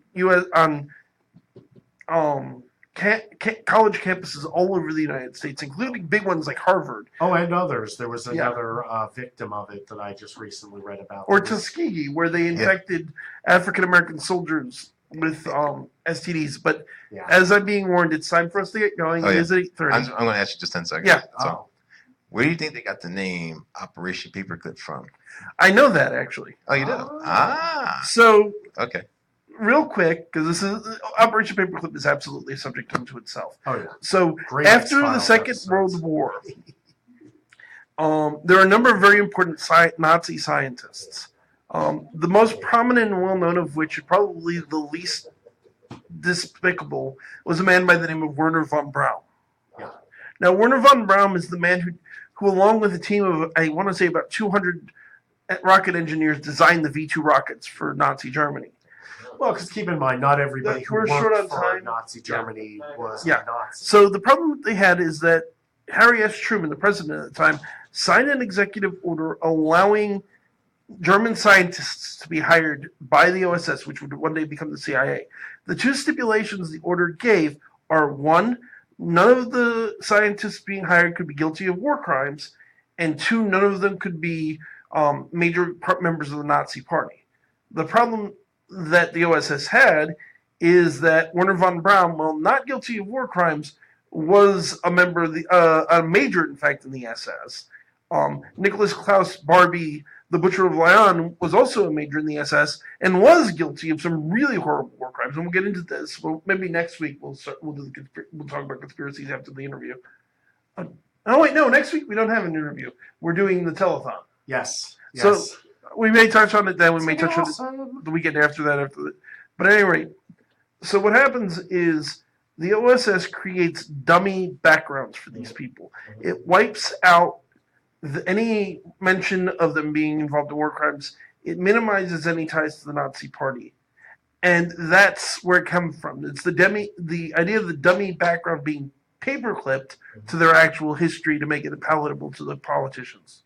Okay, so if I want to make an operation, I can say, I don't know, Operation Pincushion. You can call it Yeah, you can call it whatever you want. They've had some funny names for military operations over the years. One of my favorites is Operation Stargate. Oh yeah.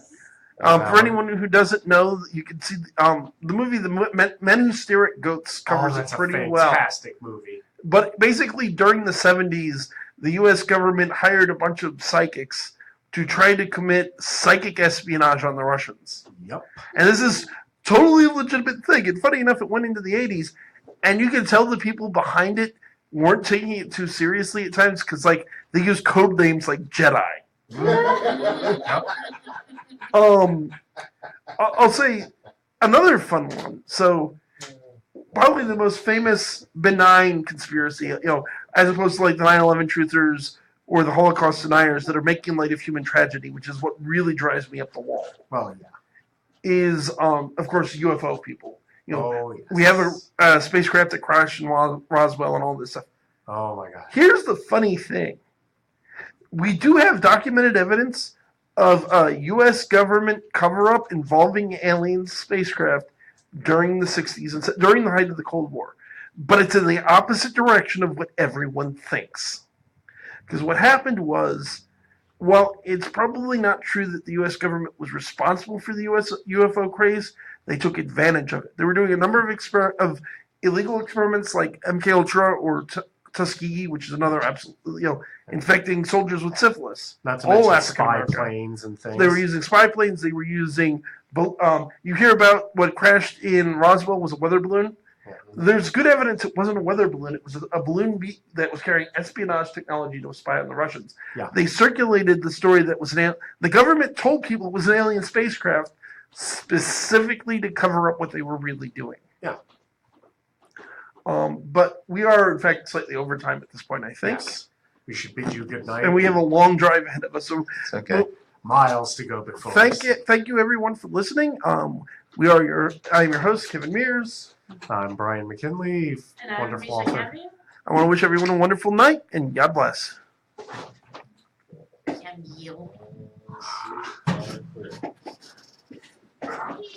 Yay. Successful show.